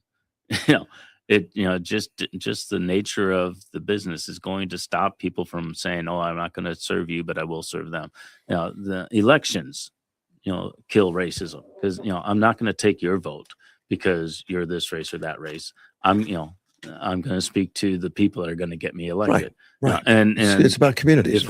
If we let people be people living in the world, there's always going to be a few idiots out there that say, oh, that person is this color or that color, and so I hate them.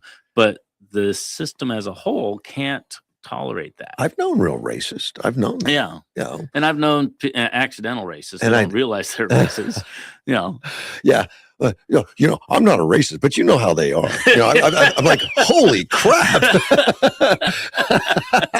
What are you doing? I remember when my grandmother, used the word colored once. And I was like, oh, you can't. Wow. And my mom was like, well, that's the time they grew up and they have these beliefs. And then I find out, years later, my mom would say some things. I was like, oh, that's the time she grew up in and she had these beliefs about, and it's just.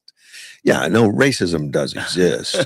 But look, I had a good friend named Boyd Barner. I worked with him in Harrington, Delaware at Burr's Foods. I was the foreman. Are you going to say you had a black friend? He is a black friend.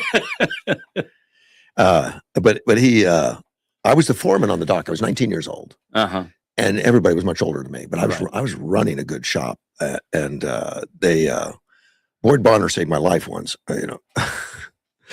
because somebody irritated me, and I ran across the dock and threw him up against a train car. But you? Yeah. Wow. Yeah, it happened, and this guy was like an all-star wrestler in high school. He's a big dude. And he had me on the ground and raised his right hand to put my lights out. And Boyd Barner grabbed his hand. He was twice the size of that guy. Uh-huh. And after that, he says, so I'd like to invite you over to lunch. You're available for lunch tomorrow? I said, sure. And so he came to me the next day and he says, I can't do it. My wife said she didn't want any white boys in the house. Wow. I mean, I understood. It didn't bother me. I mean, it was like, so this would have been late 70s, early 80s? Late 70s, early 80s. Yeah, back in there. And, but it was like, that's just the way she is. I grew up on military bases. I didn't really have racism in my DNA. We were all together and all that. And I felt sorry for people that were, like misunderstood and stuff like that. I had the same feeling growing up. Yeah. I just didn't know racism at all. And it was a curiosity to me. That's why in college, I went to an HBCU, an historical Black college university, and I didn't take world literature. I took African-American literature. I wanted to know more about my country and more about what's going on. Joined the NAACP. Really? Yeah. Curious. Want to know what's going on and all that stuff. I can't align myself with the NAACP. I mean, they're so wrapped in victimization. They're so against anything that they feel that they feel disadvantages of, which is everything. That's what Brooks was talking about. Yeah. Well, Jonathan's calling back. He doesn't know we're on air. So what's up, Jonathan? What's up, man? Hey, I got good news. I was able to hit up Don. He said he'll drop it off to your shop around 9:45. Perfect, man. I appreciate it. I made sure to call. He told me to say, like, I should have told him it was you. He would have done it yesterday. Okay. So, well, I appreciate it. Yeah. Thank you, sir. Take care. Bye-bye. Thank you. Yeah, bye. Yeah, he has no idea we're doing a show. Yeah, he's on the other end of the line saying, "Why is Russ cutting me off so quick all the time?" Yeah, I don't want to keep him on, you know. Yeah, Jonathan, and I'll just tell you about him, but he's in my Bible studies. I have a men's only Bible study, and a great guy and a school teacher at that. I mean, I think he's doing substitute type stuff. Yeah, he said he's subbing today, and he's wrestling coach, strong guy, good. But like all of us in life, we're looking for answers and direction, stuff like that. And he started his business hauling stuff, but he didn't have a truck, so he borrowed a truck, and it didn't have a hitch. So he bought a hitch, and he asked if he could come over to the shop and have me help put it on. Now, it's a bolt-on hitch, and he looked at the YouTube video, and it should take him about 20 minutes. So I just wanted to know if he could put it up on the lift. I said, absolutely. Of course, I called Chris Moorhead, my business, partner. Yeah. And I told him when I could. I said, Russ, that I take 3 hours to do that. Really? Oh yeah. Well, an older truck, it's not going to be perfectly aligned. It's not going to match up. There's going to be problems. Right. Always is. Well, not on a new truck. Maybe new truck, it's going to bolt right up. But so I met him at 6 o'clock in the morning on a Saturday. I said, come on over at 6 o'clock. Of course, Chris was there. I didn't even ask him, but I knew he would. And it took us about 2.5 hours. Wow. Yeah. Because it had some backed into some things, bent some stuff. Right. Some stuff didn't fit right. Looked like my truck. Yeah, it did. It did. So we pounded things out, bent it, adjusted, and did a great job. Chris does a great job and put that all together and got it on there. But then he didn't have the bumper part to slide in, the stinger. Oh, really? To put in. He didn't have one. So I took it off my truck. Oh, that was nice. I said, take this one and get that thing done. But, it's time for me. I mean, we end up taking we need to tow trailers to take tires to the dump and all that stuff. I need that stinger back. So this is what he was delivering? Yeah, he's delivering it back, and he's obviously a wonderful, wonderful man, and really working hard to do things. I don't mind helping. No. And of course, we didn't charge him for the labor or anything. Right. We just trying to help the guy out. And he's clearly very appreciative. He really is. He's a great guy. He's got his attitude's right, and he's hauling trash and stuff. A lot of people get trash gathered at their house, so he does a lot of that hauling services and doing stuff. And a good Christian guy that's going to take care of it. Be honest, and hard to find sometimes. So if anyone out there has things that need to be hauled, call Jonathan. Do you have his number? You can throw that out. I think I can. I mean, he called me, so yeah. 928-817-7251. There you go. Would be Jonathan, and he does a hauling service, and one that you could trust. I know he's got a good hitch. Yeah. well attached. It's permanently it's attached properly. Yeah. No shortcuts. All the adjustments being made and all that stuff. Yeah, and my son, they haul their trash to the transfer station themselves, sure. And we have a 14-foot trailer, and he loads that up with all kinds of stuff because he bought an old property, acreage. Whoever was there before, they had all kinds of junk that collected up over the years, and so he's getting rid of it. And every so often, hey, Dad, we need to go dump it all, and you really can get a lot on those trailers. Oh yeah, and it can have a huge impact on your location, on the appearances and the function of where you live. So get rid of that stuff. If you got a bunch of stuff laying around that's just getting in the way, looking bad. We built one. We got some junk trailers. One of them was a 24-foot, I think, 24, somewhere in there. Wow. And it had real problems. I mean, the wood was all rotted out. There was no title to it, no numbers on it. And we took pieces of that, pieces of other, and then bought, new wheels, tires, refurbished a lot of stuff, put fenders on it. And we put put all new flooring, planking, and then we built wood sides on it. Well, now we got a trailer, but it has no title. It has no no serial numbers, nothing, like that. So I drove it down to the inspection station. It's down on the border in San Luis area. Oh, really? The new ones. They can't do that here? No. You got to take it down there. And you take it down there, and it's right now the new port of entry, right down there.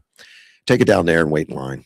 And they'll finally call you, and they'll come out and take a look and everything you did and all that. Where'd you get it and all that stuff? Yeah. And I explained to them. And then I showed them all the receipts for everything we bought, all the wood, the junk, and all that stuff. And it's straight and it's true and all that. So it's a nice trailer. And then they give you a origination sticker as making a new trailer. Okay. So we put that on it and got it registered and all that kind of stuff. But you can do that. All right. And I did another one. We did two of them. I have those EVs bikes. I wanted a trailer to haul them around on, because I told them with my little Suzuki, you're not going to put a trailer hitch on that. Hang them. Right. They're too heavy. So I got this little trailer, but we built it small just for the EV bikes. So we took an old boat trailer and cut it up. It was a boat trailer, was in trouble, so we just cut it all up, put a new tongue on it, did all kinds of work. And we put big wheels, same size wheels on my Suzuki, those big wheels. It's on this trailer, which is kind of cool. Yeah. And with springs, so I can take it off road and it's not bouncing around all over the place. And painted it the same color and everything. So it all worked out. And did the same thing, took it down there and registered. They thought, well, that's interesting. That's unique. That's cool. That's a unique looking little trailer. Just for the EV bikes. We throw the EV bikes on there, install them, haul them around. But yeah, you can get that done. And because a new trailer, thousands of dollars. I mean, these things are not cheap now. No. I mean, they're tremendously expensive. And we built these on donated material, some of it, recycled. Yeah. Cut them all up. I got guys around me that have skills. Yeah. That's good to have. Yeah. Not everyone has that. They got skills, and they do it in a hurry to get me out of their hair. Like, okay, we'll get into it real quick, Russ. We'll get you out of here. It was pricey when we got our trailer, but just like, when I got my truck, I was, my wife wanted the truck, and I was like, I don't need a truck. I've never needed a truck. But once you get a truck, you're like, wow, how have I functioned without a truck? Because you're using the truck all the time. And then, we didn't need a trailer. We never had a trailer. And then we had one thing that we needed the trailer for. And I was like, well, okay, we'll get the trailer.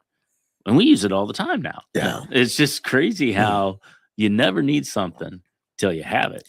Then you can't imagine how you got by without it. Our camper trailer, we never needed a camper trailer. But then once we got it, we use it all the time. Well, ours is, for Precision Automotive, we have to haul stuff every once in a while. So, and I've driven it to Prescott and picked up cars with it, because we have ramps to put cars up on it. I've picked up cars and put on there, and it's not something we normally do, because we have tow trucks all over. We're not going to go try to pick up a car in town or something. We'll get a tow truck to do that. But I can pick one up and haul it across.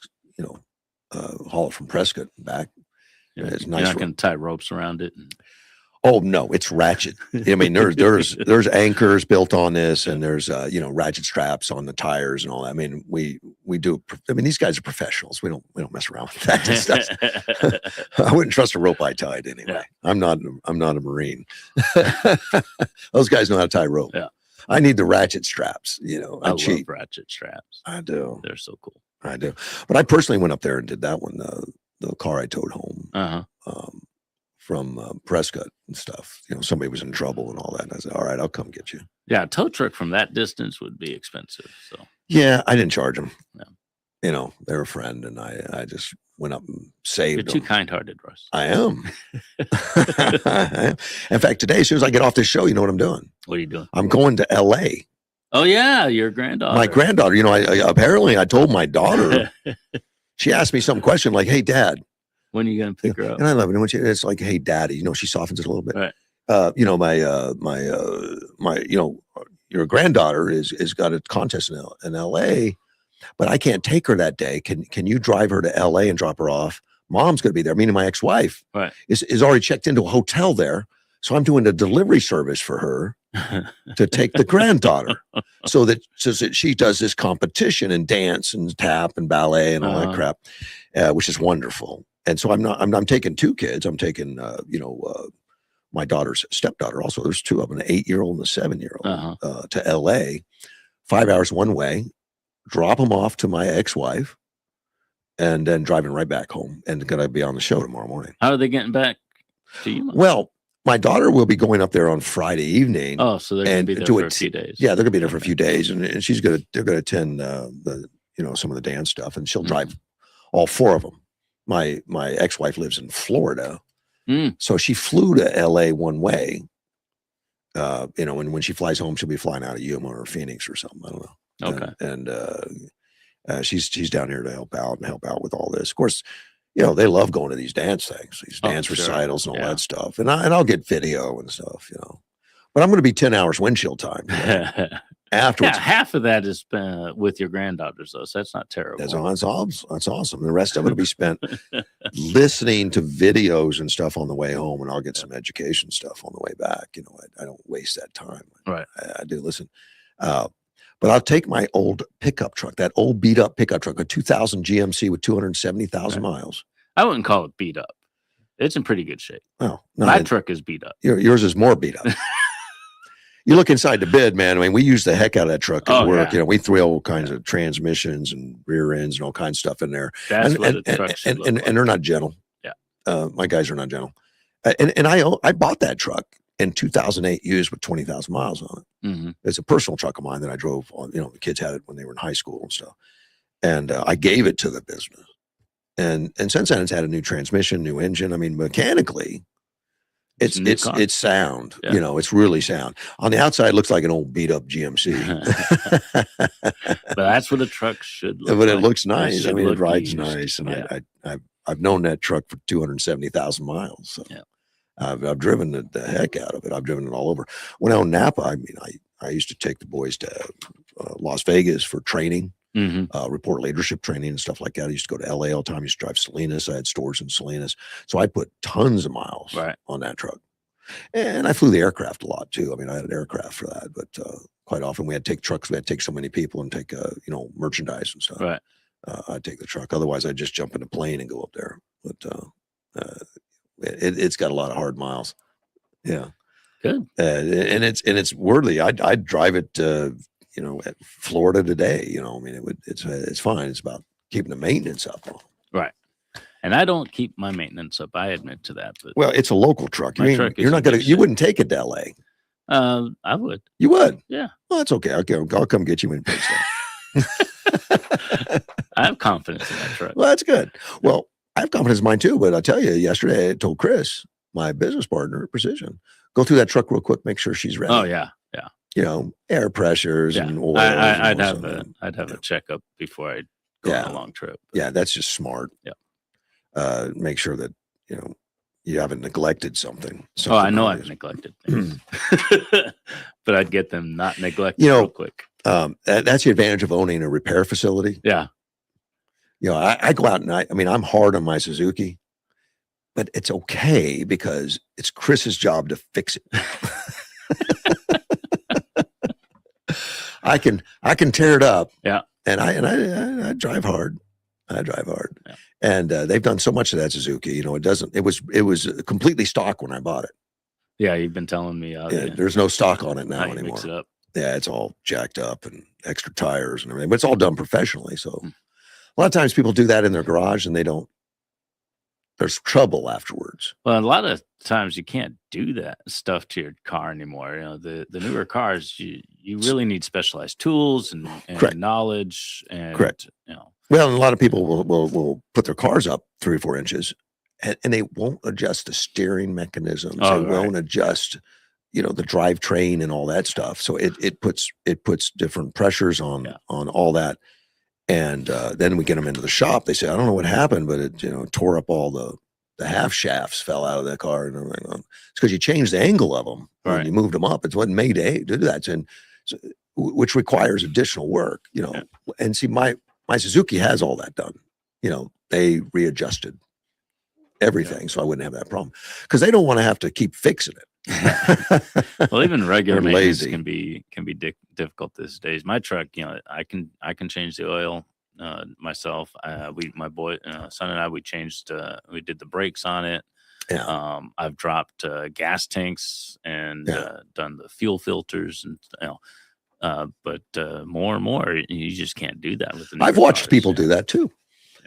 You've watched people do that. No, I actually can wrench. I mean, for years, if I Well, wanted you it done, had I to, had to yeah. do it. Yeah, When I was a teenager, I was putting my own clutches in cars because I burned them up. yeah. That's what you get. Yeah. I could buy a rebuilt clutch for $40 back then or something. Those days are And then long you could gone. drive however you wanted. Yeah, and then I'd burn it up. Whatever. Drive it like you stole I did. Disneyland is cracking down on guests. It's about time, right? New guest procedures. What are they doing? Well, what they have found is they're having a problem having to shut down rides because things will happen in a ride. And sometimes it's mechanical or whatever, or something they don't like. They'll shut it down to fix it or whatever like that. But 13% of the shutdowns now are guest behavior. What kind of behavior? Well, they drop their phone. A hat flies off or something like that. Now in 25, they only had 10% of that. Well, and they find that they're carrying things like, those long sticks that you do selfies with. Selfie sticks, yeah. Selfie sticks on these rides and all that stuff, and end up shutting down. So now they're gotten his new policies according to Kadska. She said a phone policy nicknamed "Stow It, Don't Show It." So the cast members do a visual inspection and will not dispatch that ride until if that phone is visible. Okay. You can't film while you're riding the ride because what'll happen? People got their cameras out and it takes a hard left. The camera doesn't. All right. It's like, you got to stop the ride. My camera fell, and they do. There's too much of it, man. 13% is a lot. It is, shutdowns. No longer permitted to do handheld filming and all that. Phones must be fully secured in a bag or a pocket before boarding. No high motion technology sensitive attractions like Mickey and Minnie runway railways and intercoastal inside Magic Mountain. You can't have them on any of that stuff. No more insulated drinkware.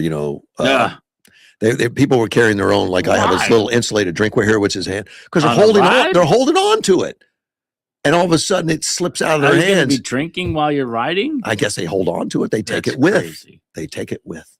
So these rides are ferocious. Sometimes it flies out and hits somebody in the head. so no large metal tumblers. Yeah. So now that they put storage, they have more storage areas where before you get on the ride, you can throw in storage areas, take a key and come back and get it later. That's nice.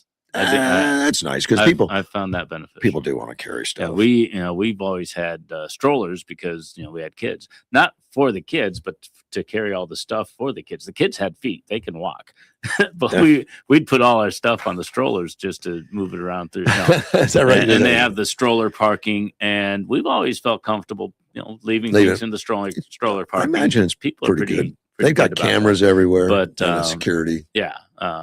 But it would be nice to have a place to lock things up. So. She also noted standing, behaviors like standing during a ride or extending arms beyond the restraints have been problematic. It's a good way to lose a hand or something. Yeah. Yeah, I was on that Star Tours years ago, and they tell you to buckle it. I was like, I've done this before. It's not that big a deal. So I didn't buckle. That's how you know what they did? They took you off the ride.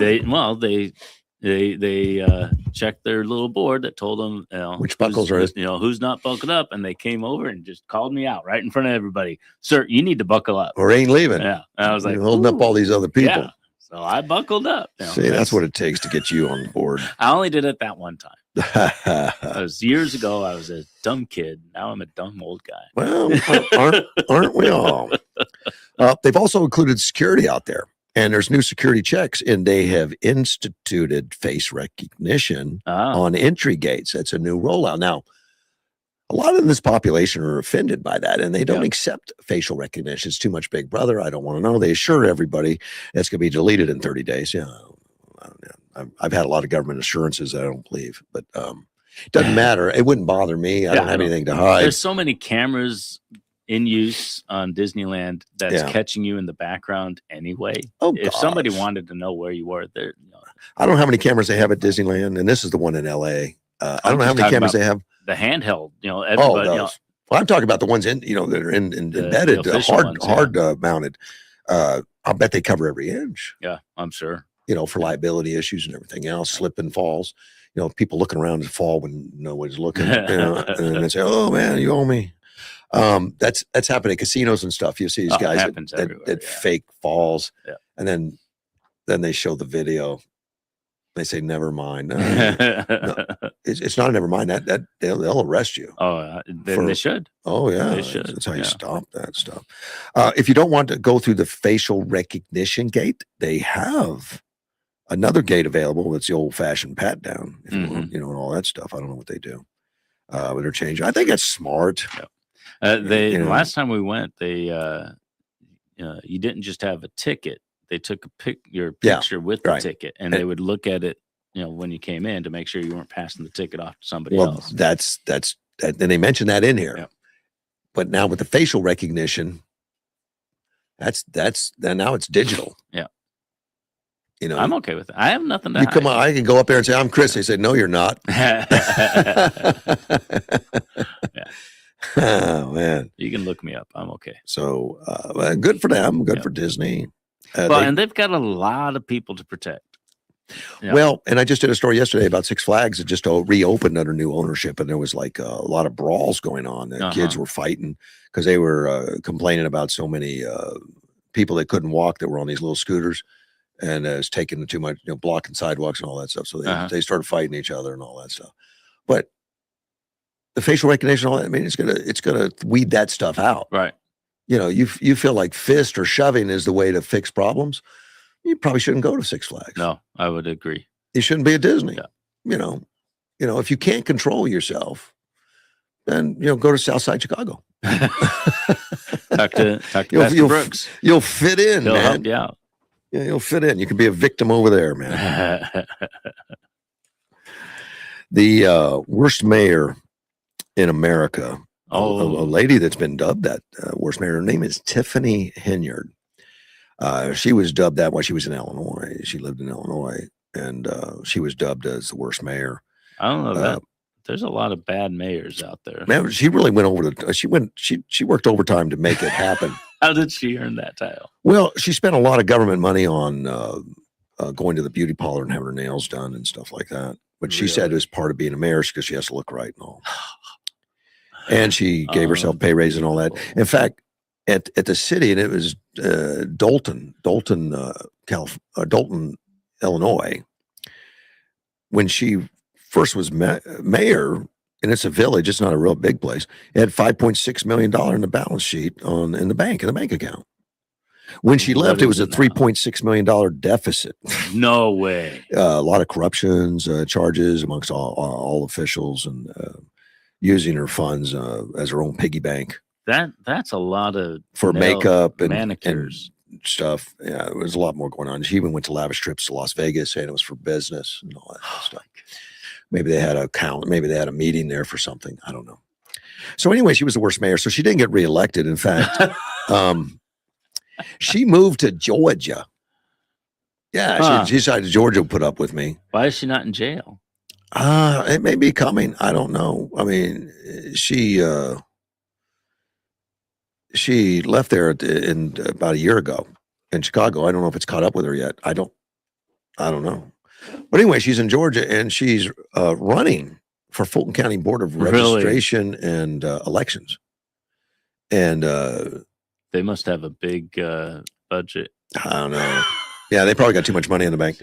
So they went through her qualifications and all that kind of stuff, and they noted something that she's you have to be a legal resident of Georgia for a year before you run. Oh, okay. I bet she doesn't care about that rule either. Well, she doesn't, but other people might. So she was mayor, and this is pointed out during the question and answering thing on the some kind of question and answers that they have. A board commissioner, Julie Adams, pointed out that she served as the Dalton mayor until May 4th of 2025, when she formally left the office. And she asked, did you know that Cook County, Illinois, to hold an office there, you have to be a resident in that jurisdiction in Cook County in Illinois, which is probably true of all mayors. So you were the mayor until May 4th, 2025, but yet you're saying you became a resident of Georgia on May 1st, 2025. And she just responded, okay. I was essentially a lame duck, losing the mayor primary and all that stuff.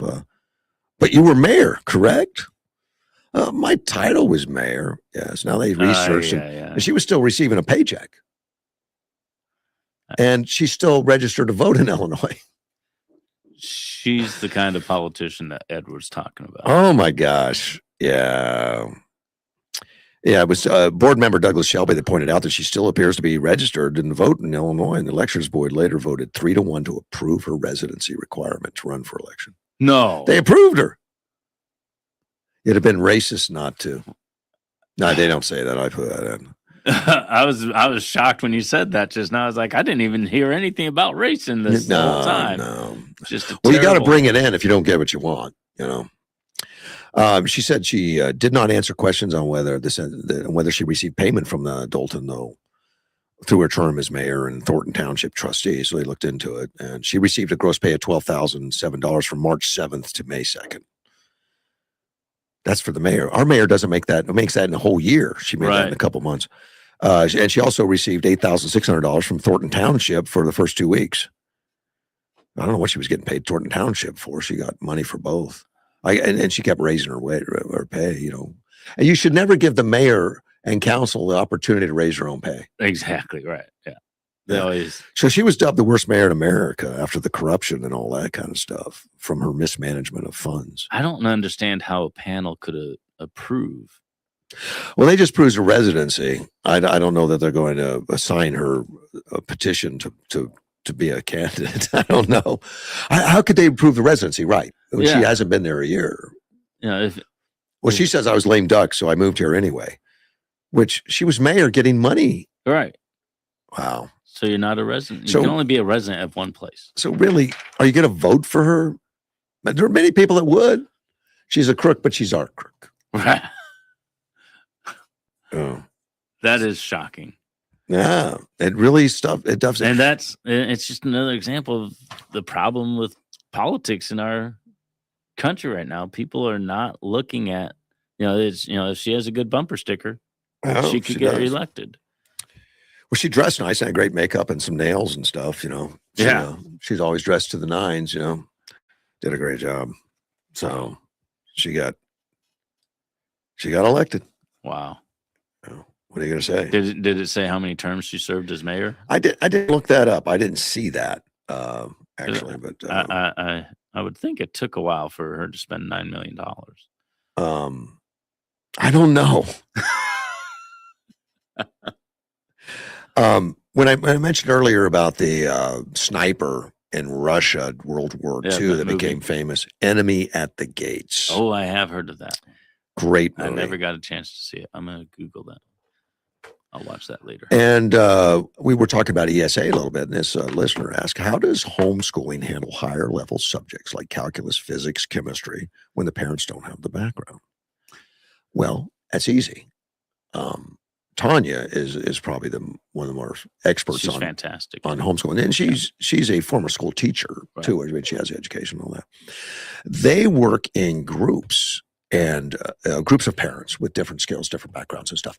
And they bring in people to do that. In fact, she talked to me one time and I didn't have time, but she said, Russ, you should sign up to be a educator for speech. I tell people that all the time. If you have any kind of skills that other people would want, be an ESA. I didn't have the time for it and I didn't do it at this point, but she said, under the ESA program, you could get hired by a group or whatever to come in and teach speaking to the group and all that, which I don't mind teaching speech. I do it. I've done it all as a volunteer in the past, but she said, no, you could actually make a few dollars on it and it comes out of their budget. Yeah. I know a guy that teaches welding. You could absolutely be a master welder through homeschooling. And this guy points out someone Trump. He tends to be anti-Trump, listeners, which I respect. Okay, that he's open about it. All right. And I don't mind talking about that. I can't get too many anti-Trump people come in and talk to me, but I always love the questions and stuff like that. The 6 corporate bankruptcies Trump has filed now, and I know a little bit about all these, and he put 91 Taj Mahal, number 9 in 92 the Trump Castle, I don't know what that is. 92 also the Trump Plaza Hotel, 92 the Trump Plaza Hotel in New York City, and then the Trump Hotels and Casino Resorts in 2004, and the Trump Entertainment Resorts in 2009. Okay. Now, the Taj Mahal is in New Jersey. I thought that was 2 of those. They did it twice. Now, when you say bankruptcy, it is under bankruptcy laws. He files Chapter 11. He filed Chapter 11. Now, Chapter 7 is you dissolve. Right. Okay. And that's where you totally have no money. You don't have any way to pay anybody. You're bankrupt. And in this country, they wanted to make sure that nobody went to jail for debt. Right. And there is a bankruptcy clause in the Constitution, and the founding fathers saw that it was necessary to get people to take chances and to get those stuff. And of course, it's up to the lenders and the investors to weigh that and work that out, and to make sure that you're worth the investment. All of his were Chapter 11s, and they were all settled. By settled, I mean that when you file Chapter 11, which I had to do once for protection, because I had a Fortune 100 company coming after me and threatening me, and I went and filed Chapter 11 for reorganization, and I was very successful in that, and I got everything done that I wanted to do. Didn't have to liquidate anything. Right. And but still, when they say that, well, Russ, you've declared bankruptcy. Well, I went through a bankruptcy trial. Yeah. Well, we didn't go through trial. They all settled. They all backed off because they had no case. It just took a few years to go through and all that. But he settled with his lenders. He settled with the banks. He settled with his partners. Keep in mind, though, the Trump organization had over 500 individual businesses, properties, and stuff like that. Over 500. And over those years, and he's got here like 20, 30 years, there were 6 times that he filed a reorganization to resettle an investment that didn't do bad. Now, if that's only ones that went south that he had to work out, that's batting. That's pretty good batting average. Good, better than most.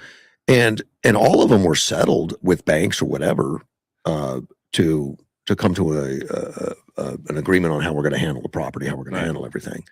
And not all of them were closed. Some of them were, some of them weren't. But these are tools available to us. What's he bringing that up for?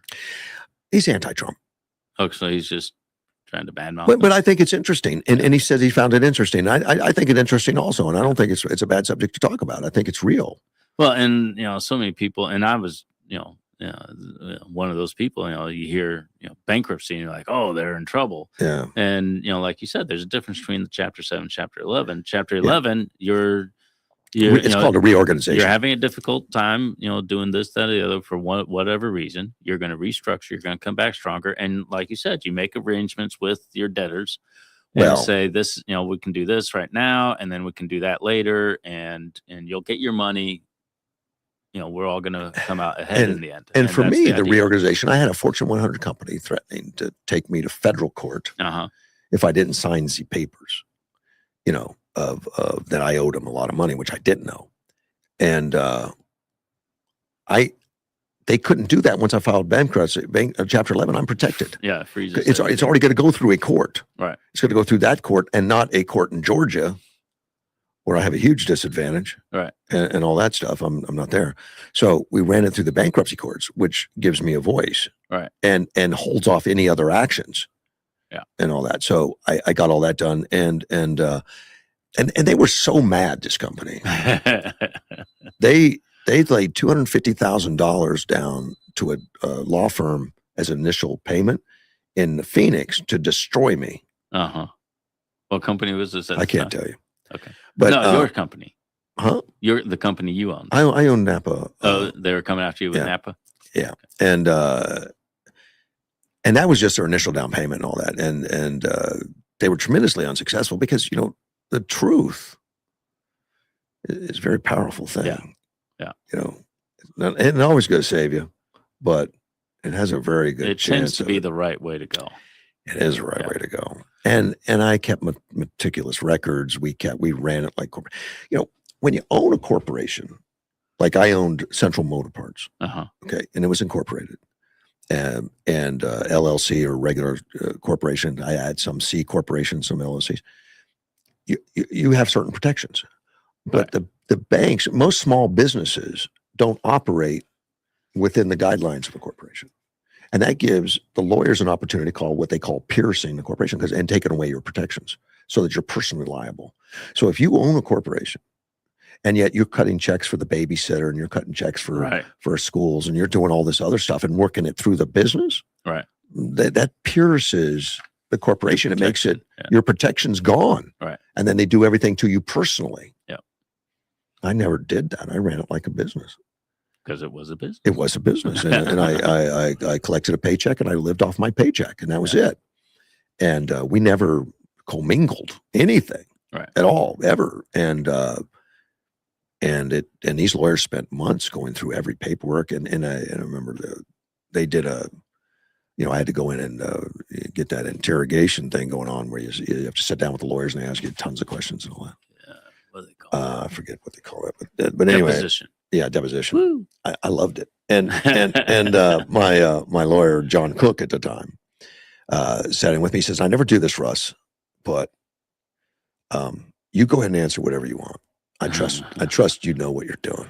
And he just sat back and watched. Yeah. But he asked me so many questions about the finances and how we ran the business and everything. And I was just relaxed and casual. I loved it. If you've been doing it right and you have nothing to hide, sure, it's easy to answer. I found the whole process interesting. I liked it, actually. I like the law. And I found it very interesting. Well, we spent 4 hours doing that and him grilling me over it. He had all these things he really thought, well, you said this, but this is what showed it. And I said, oh yeah, that's because my kids are part owners. And you see, they've got 20%. So that's why it was only that. Oh, okay. And he just by little realized there was no place to get a foothold of something that I was doing improperly or not according to government accounting terms and stuff. And we went to lunch and I was talking to, I had a great time at lunch, man. I said, man, that was a lot of fun. I understand why you're a lawyer, and we went back and the lawyer, I guess, had similar discussions with his staff and all that kind of stuff. And he says, we're done here. Yeah. It just threw up their hands and we're done. And you were like, no, this is fine. No. But it settled right there. There. They just said, look, we're, shake hands and walk away. There you go. They didn't contest it. They spent, I don't know, a lot of money. I mean, these are these $800 an hour lawyers and stuff, trying to come after this little guy from David and Goliath. Well, don't get me wrong. I had lawyers, John Minori and John Cook, keeping an eye on me, but they let me run away with it, and normally the lawyer does all the talking or something, or very little. They control you. But John didn't even try. Well, yeah. If you got, if you're the, I wasn't even going to step in. I wasn't going to step in anything. Right. We were going to. If you're well prepared and you're not hiding anything, you got all your ducks in a row. Yeah. So it all worked out. It just took a few years, and then that bankruptcy thing says, "Oh, Russ, you declared bankruptcy." Well, yes, it is the bankruptcy court. Yeah, it is bankruptcy. But like you said, it had its purpose. It protected you. You weren't dissolving your business. I wasn't insolvent. We were just. I probably would have been if I'd paid them the money they said that I owed. But it was just ridiculous. I mean, and I think they didn't have the communications with the local businesses that they thought they did. That they didn't know some of the things that really happened. And they threw their hands up and said, "Never mind." We're gonna go home. So that was awesome. But I yeah, did- like you said, the founding fathers recognized the need for people to be able to take a chance, and There's no debtor and jails. the whole Yeah. Chapter 11 is you took a chance. You need to adjust. We're going to give you that opportunity to adjust, and everyone's going to come out stronger in the end. I think J.C. Penney went absolutely bankrupt Mhm. twice before he settled on a career he could do, and that was the stores, The J.C. stores, Penney's. yeah. And then he lost all his money in the Great Depression, kept his people, and got it all back again. And he said They're what going strong. he made that announcement in the 20s, like, Uh-huh. "Hey, look, if you leave me my people and take all my money, redistribute it to everybody in the nation, I'll get it all back." Right. And he had that chance to prove it. Good. And he did. And J.C. Penney still exists, although it's a different company, but Yeah. still exists. U.S. is seeking to deploy Dark Eagle hypersonic missile for the first time. Oh, really? Yeah, we're not playing around. Dark Eagle has never been deployed before. In fact, according to this article, it still hasn't been released as for full use or something. It's still Testing phase. I don't know if it's experimental, but I know when the F-35 first came to town, they weren't certified Right. for much. Right. In fact, they weren't certified flight night. They weren't certified for all kinds of stuff, and that's where the good pilots here were taking them out and working towards that certification and Right. finding bugs and doing stuff to where they get certified, for more and more and more. So they had this multi-million-dollar aircraft sitting there, and it wasn't certified to fly at night Mhm. yet. Right. Yeah, it was They designed. knew it could. They just had to prove it. Yeah, I guess it gets certification. Well, the Dark Eagle, I think, is what I understand in this is somewhat the same. It's got a range of 1,725 miles, specifically made for long-range conventional precision strike capability Okay. against time-sensitive and heavily defended targets. Time-sensitive, it'd be very helpful to be hypersonic. That's Yeah. way past the speed of sound. Is it 5 times the speed of Well, sound to be hypersonic? Hypersonic just means beyond the speed of sound. I How fast? Okay. Could, Well, right now, they've got missiles that can hit things 300 miles away. and this is 17. Iran's adjusted, and a lot of their missile areas now and missile launch for them is more than 300 miles away. Right. Now, their missiles they've got now that can hit targets, they're not hypersonic. I mean, they're fast. Right. And they're probably going to be past the speed of sound, but I think the hypersonic title is going to be for them much more than just past the speed of sound. It's going to be like many times the speed of sound, so much so that by the time your defensive mechanisms say, "We got a missile coming in," oops, too late. It's too fast. Yeah. Before you can say we got a missile coming. Yeah, it's there. Kind of arrived. So we already know it's here, by the way. So what are they planning to deploy it on if it's a time? They're going into the Middle East against Iran, but I guess they're still ready to use it. Okay. I would say each missile costs $15 million. That's crazy. Well, some of the missiles they've got now are up to $6 million. Yeah. A lot of the run-of-the-mill cruise missiles are $1 million, $1.5 million. And each battery, which I guess there's a battery that includes who knows what, but radars and other stuff, Right. $2.7 billion. Wow. Of course, they'll bring those back home. Yeah. Those are reusable. No, those are reusable. The missiles, that's a one-way trip. They only have 8 of them. Huh. Or it says no more than 8.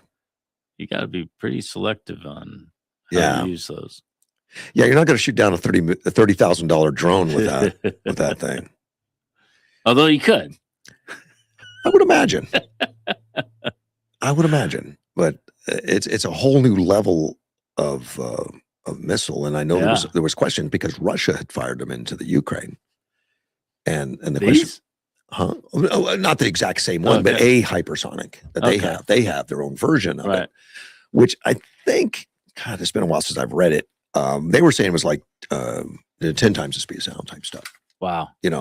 They ended up measuring it at, I think, at 3, which is still fast. Well, that's Russia. They always still fast. But they said the Patriot, it's not designed for that. You can't do it. somehow Ukraine, they let some stuff pollute, but they ended up shooting some of them down. But if we only have 8, I don't know how many Russia had. And with the embargoes and stuff, I don't know if they can build anymore or if they still have them. I don't know. But it's pretty experimental stuff still. It's not. So it's kind of neat that they're putting them out there now. Are they putting it out there to put more pressure? Yeah, I would just suspect that making an announcement like that is telling Iran, you're just making things worse. Let's end this now. Yeah. Yeah, maybe. I mean, you can't know exactly what Trump's doing. No. You can't, but I wouldn't try him. He's not afraid to pull the trigger when it's the right thing to do. Just pull it again. Let's get but I know he's more patient than you right now. Isn't that something? He's very, very, very much more patient than you. And it is because we can't trust them anyway. Even if they say, "All right, we agree. We'll sit down to talk and we'll agree to this." Well, you can't trust them anyway. Let's just get it done.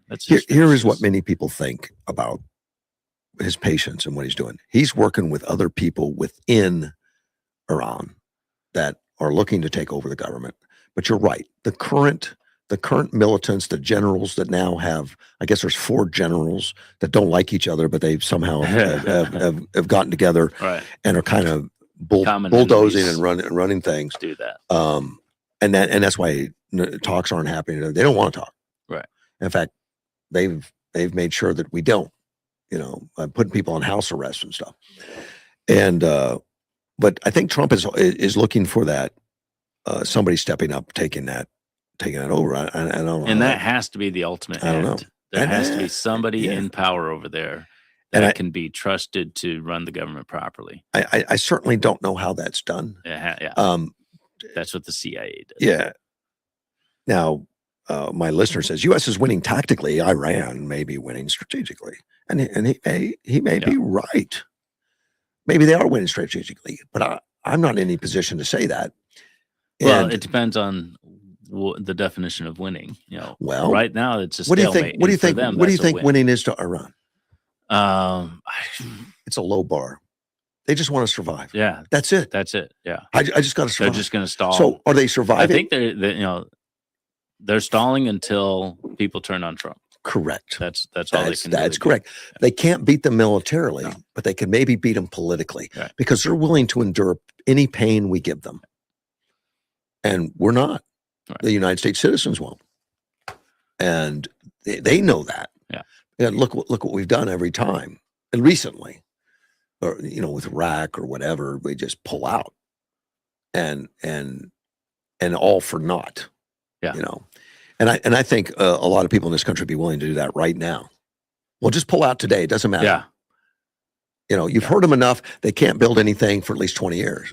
Trump's looking beyond 20 years. Yeah. He says, we need to stop the nonsense. We don't need to fight him another 47 years.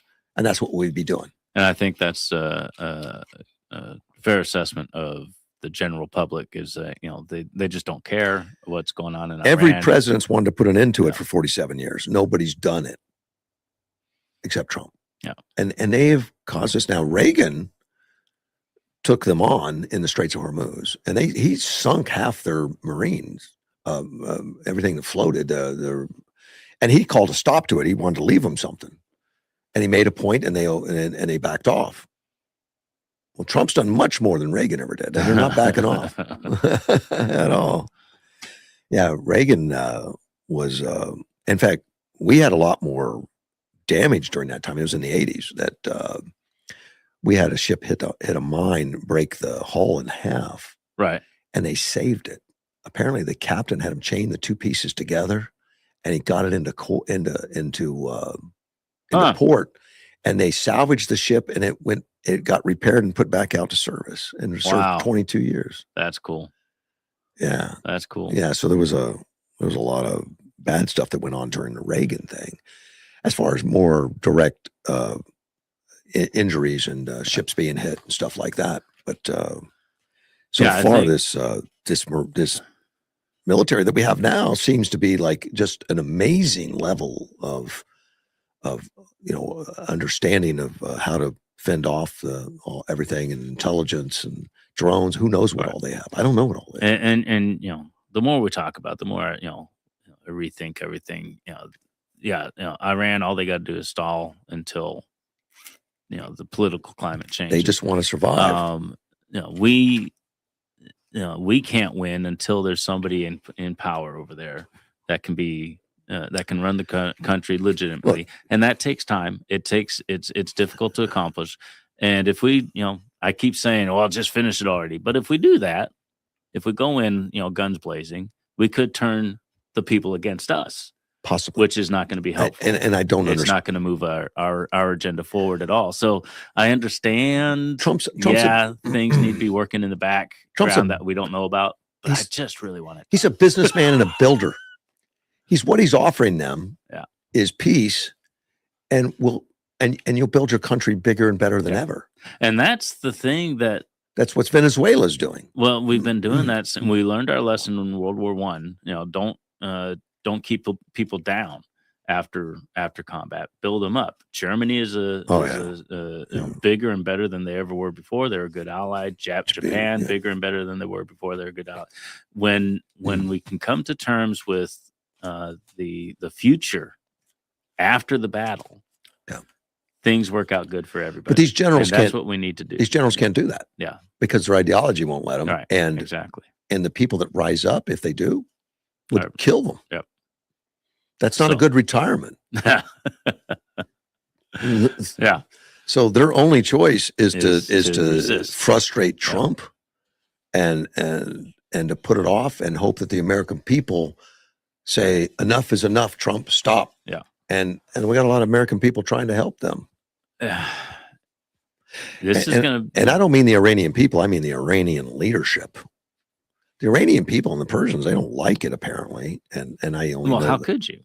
But I only know that from other shows like Tulsi and stuff, that he lived there. Now his parents are there, his family's there, and he has a news program that he constantly talks to people throughout the cities. Yeah. And they've actually overtaken most of the capital, chased off the police and the military and all that stuff. Yeah. And they're risking death to do it. Yeah. So there is some standing up. Now, whether it's ever enough, man, who has clues? I don't know. Yeah. And Trump must see there's something there that could happen. And we just can't really even comprehend that kind of society. No.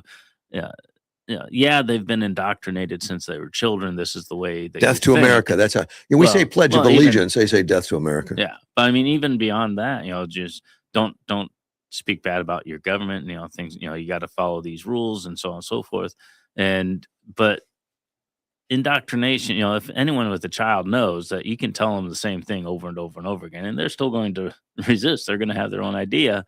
But to be in a society where you're afraid to share your own idea because somebody might kill you for it is just mind-boggling. I just can't comprehend why a whole society would be, we're okay with this, and stay quiet. And they're not staying quiet. They're standing up and getting shot down. But I think the more they get shot down, the more people are going to stand up till they run out of bullets and something happens. I just got a note from Sandy. It said huge jobless claims just came in under expectations, the strongest number in decades. We're looking at levels that truly we haven't seen since the 60s. Very incredible. Which means the Dow Jones is up, the Standard & Poor's, NASDAQ. I'll have to get more information. I did read an article that even the people that are anti-Trump are acknowledging that our economy's in pretty good shape. Yeah. They don't like it. All right, fine. Yeah, that's okay. But of course there's a but. But I hate that red man. I hate him. I know. If he pulls off this Iran thing. Oh. And it's going to happen behind the scenes where they get somebody to rise to power and shut these generals up. That's Edwards helped me out on the Dark Eagle. As I said, I didn't know what hypersonic meant exactly. I think it's more than just speed sound. He says it flies at speeds exceeding Mach 5, which is 5 times speed of sound, which is over 3,836 miles an hour. Allows it to strike targets at long ranges in a matter of minutes. Yeah. So if you need it and you need it in a hurry, like when you absolutely positively have to have it there now. Yeah, it's that. There it is, right there. We call that Dark Eagle. 3,836 miles an hour. That's going to be there now. Yeah. So if somebody launches something that's 1,000 miles away, it's 15 minutes, it's gone. That's nice. Yep. That's pretty quick travel. Hopefully we don't even have to use it. I don't think Trump wants to use it. I don't think anybody wants to use it. I think that's the goal of any military. Be big enough you don't have to be. I hope so. I mean, you hear the peace through strength, and I think it's real. Absolutely. But that doesn't mean you have to fire them. Right. But I think Iran is not Venezuela. Right. They took the leader out of Venezuela, and they said, whatever you need. And they don't like it. They don't like us. Right. But they'd rather take prosperity right now. And oil. Who wouldn't? Yeah. Well, Iran. Well, the Iran leaders. Yeah, the leaders. Yeah. It doesn't matter to them. Because they are prosperous. They took the leaders out permanently. Yeah. And the second tier leaders out permanently. But the Iran leaders, they're the ones that are prosperous. They're cool with the way things are because they're the ones on top. Now they are. Yeah. The top's been wiped out. Now the generals are running it. It's no longer supreme leader, apparently. Do you know who Katie Porter is, a governor candidate for California? No. She's a special case. She's a special girl. Very aggressive, very terrible. She sent an email to donors saying F Trump 4 times in the even in the subject line. That's the way she starts it. I guess that's how she gets money. Well, she's targeting her audience. But she did this the day after the attempted assassination. Well, it's kind of insensitive. Yeah, but strategically, that's when all the attention was available. So she jumped on the train. But today, she says in the email, today I want to start with one simple, powerful message that we all agree on. Say it with me. Ready? 1, 2, 3. F Trump. Yeah, that's right. F Trump. Together, we're going to kick Trump's butt in November and stop him in his tracks. That's what they're running on. Yeah. It's not like no mention of policy or the fact California's in real trouble financially and everything else. It's in real trouble. They're kicking out all their billionaires that pay the taxes, and they still have poop on the streets in San Francisco. They got so many problems. It's hard to imagine. Yeah. People are leaving like crazy. It would just really be nice, and I'll say, that there's things Trump has done and the way he's done them that I'm disappointed with, but what he's done, the effects of what he's done, cannot be denied. Right. And it would be really awesome to talk to people about the actual issues rather than just, we hate Trump. I can understand, he's got a personality that does not invite everybody in. I understand that. I'm okay with that. But what policy do you have a problem with? What issue is do you want to debate? Well, I know the answers. He says he grabs girls in the privates. Well, he did say that. I know. And that's one of the things that's not a policy. Right, exactly. They're not going to take you away from policy and distract. But they don't even bring up that. They don't even bring up specifics. Not many. And the whole thing, the No Kings. I was thinking of it the other day. The whole No Kings thing. Yes, they didn't come out when King Charles was should have. But a king has to keep his gains power through the military. But the military is made up of volunteers, Americans of all walks of life. There's no way he could mobilize them all to back him, because we made an oath to the country, to the Constitution.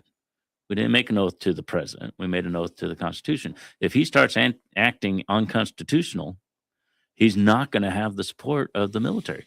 He might have a few of them that say, "Oh yeah, Trump," but the rest of us are going to say, "No, actually, that is wrong."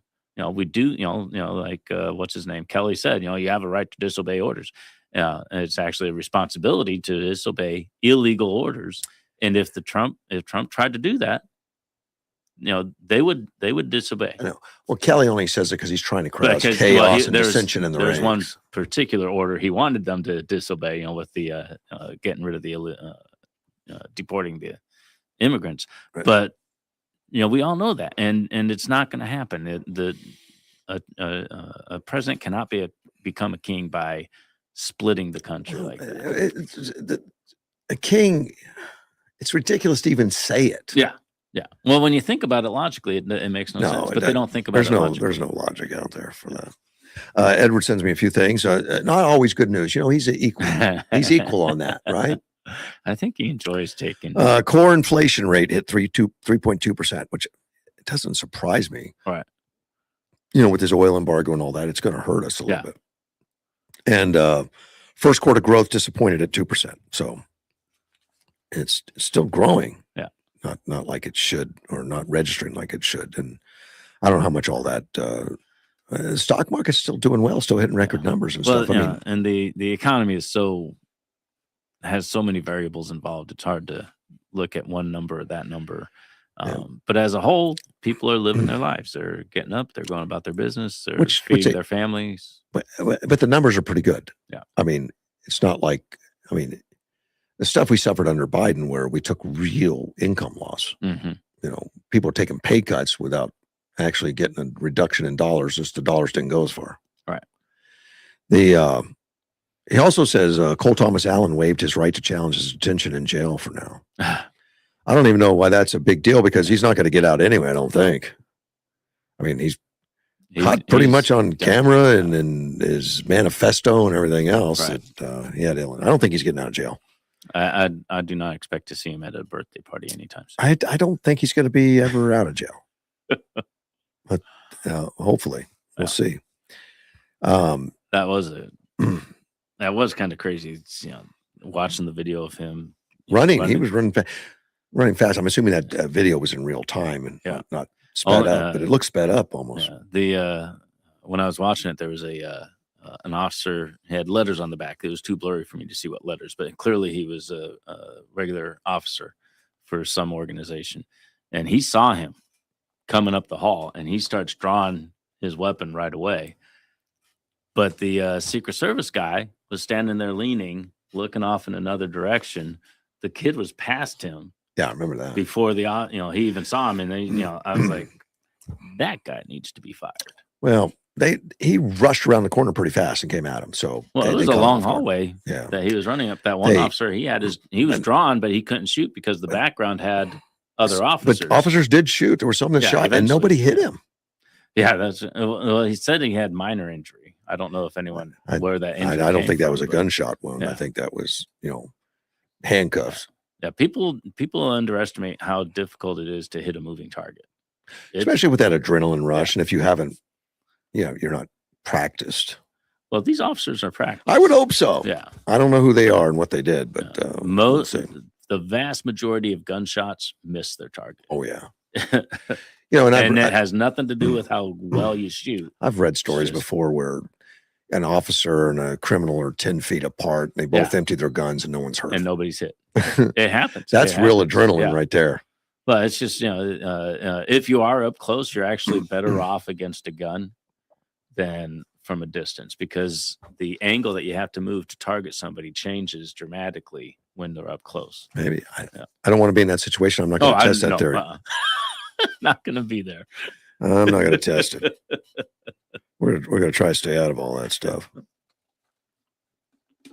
Oh, my other listener the other one that I listened to. I got a few, but maybe the U.S. through the CIA is planning to overthrow the government of Iran, like they did along the British 1953 with Operation Ajax, and installed a Shah-type leader. If they are, hopefully the new leadership will not repress the people like the Shah did with the SAVAK secret police. I have no idea, but I would doubt that. Yeah. I think we know that doesn't work. It does not work. We have plenty of history of doing That nation building thing doesn't work. And, But if we can find people that are leaders already and help them rise. yeah, and they didn't do that in Venezuela. In fact, No, we put in Rodriguez. No, we didn't put him in. The people put him in, Yeah. or her in, and she said, "I'll cooperate." She said, "Oh, you're the right one." Yeah. I mean, cooperate as far as not giving oil to and that's Cuba and not fighting America and all that kind of stuff. And that's the thing with the dictatorship is you take out the dictator, and the next person in line could be perfectly reasonable. Well, they actually were elected officials, Yeah. but you're right. It was run like a dictatorship, dictatorship. And in fact, they dictate that you're going to vote and who you're going to vote for, probably. That way. I mean, Putin's elected regularly. Yeah. But I don't think anyone's going to really run against him in any serious fashion. Yeah. Because they'll be arrested. Well, and who's going to be on the ballot? Right. Yeah. So it's just all going through the motions. Yeah. And so you could say you're elected, I think. But because of that, you don't know what their beliefs are for the government. So when they have to stay silent while the dictator's in power. But once that dictator's gone, she might have had some real belief in benefiting her country. Supreme. And now she gets to. From everything I read about her, she's as much Marxist as Monero was. Maybe she's more pragmatic. I have no idea. I don't know, but for right now, for right now she's cooperating. So that's good. At least on the surface, as far as we know. And I think after what she saw that they did, she's like, holy man, what they'll snatch me up next. Yeah. I mean, Monero knew he was coming and he dared him. I dare you. Because he was on a military base surrounded by troops and some of the best anti-aircraft stuff in the world coming out of China and Russia. And he thought he was just completely protected. Maybe this is her plan. She says, I want to be in power, but I can't upset the Americans. So I'm going to work with the Americans. I'm going to let the oil companies in. I'm going to let my people prosper and help them in every way I can so that I can stay in power. That's the way I'm going to get them. All right, great. Let's do that. Wait. That's a great plan. I think that's what Trump's looking for. You go for it, girl. Just make lots of money, be happy, build some hotels, be peaceful. Yeah. That's a crazy thought. Wow. Two CIA officers died in Mexico just recently. Really? I didn't hear about it. I didn't either. I think Edward sent this to me. It was a accident, traffic accident. Oh, okay. The truck fell off a overpass or highway or something. With two CIA officers and two Mexican undercover type operation officers too. Huh. They were investigators, they call them. They were killed returning from destroying fentanyl labs in Chihuahua. Now, President Claudia Steinbaum denied federal knowledge of any joint U.S.-Mexico group ops, demanding answers from state. And exactly. By law.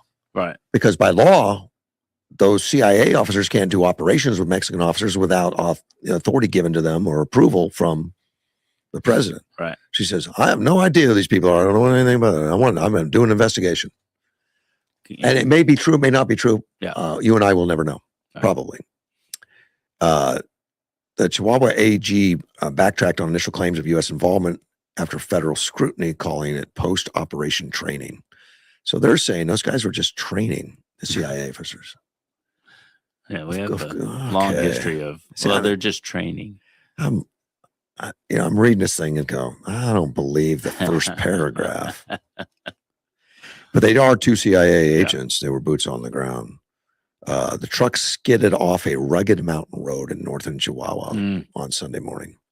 Vehicle plunged into a ravine, exploded. Two officers from the CIA and two. Sounds like to Mexico. Some spy movies I've heard of. It does, doesn't it? And I never thought they really ever exploded. I mean, did that ever really happen? I know. I thought that was the movies. Yeah. That's what this says anyway. They returned from a drone-assisted raid dismantling clandestine drug labs in Morelos, Chihuahua over the weekend. No cartel members appeared on the sites, suggesting they fled after alerts.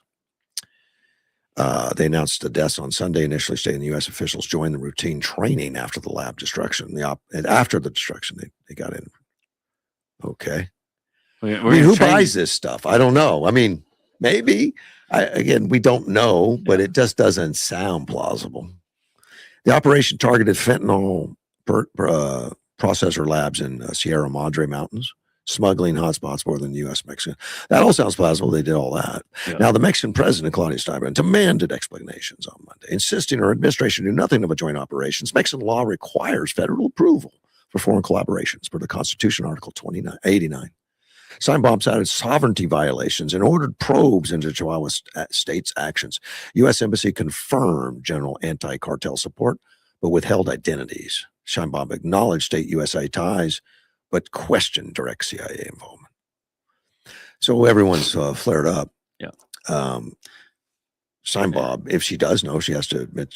She has to act like she didn't. Yeah. She'd be in trouble otherwise, I guess. So yeah, her reaction would be the same whether she knew or not. Maybe. So I'm looking at this thing saying, I feel bad for the CIA agents, and those guys are putting their lives on the line. Could you imagine doing that for a living? And you're behind enemy lines like that. It is enemy lines because these cartels are enemies. I'm not talking enemies, the Mexican government's an enemy, but the cartels for sure. Behind enemy lines, clandestine. You don't have an army. You don't have helicopters. You don't have all that stuff. And you're going in and doing a drone raid on some fentanyl labs. Man, that's God bless these guys. But, that's a dangerous business. Yeah. I know so because I've seen the movies. Yeah.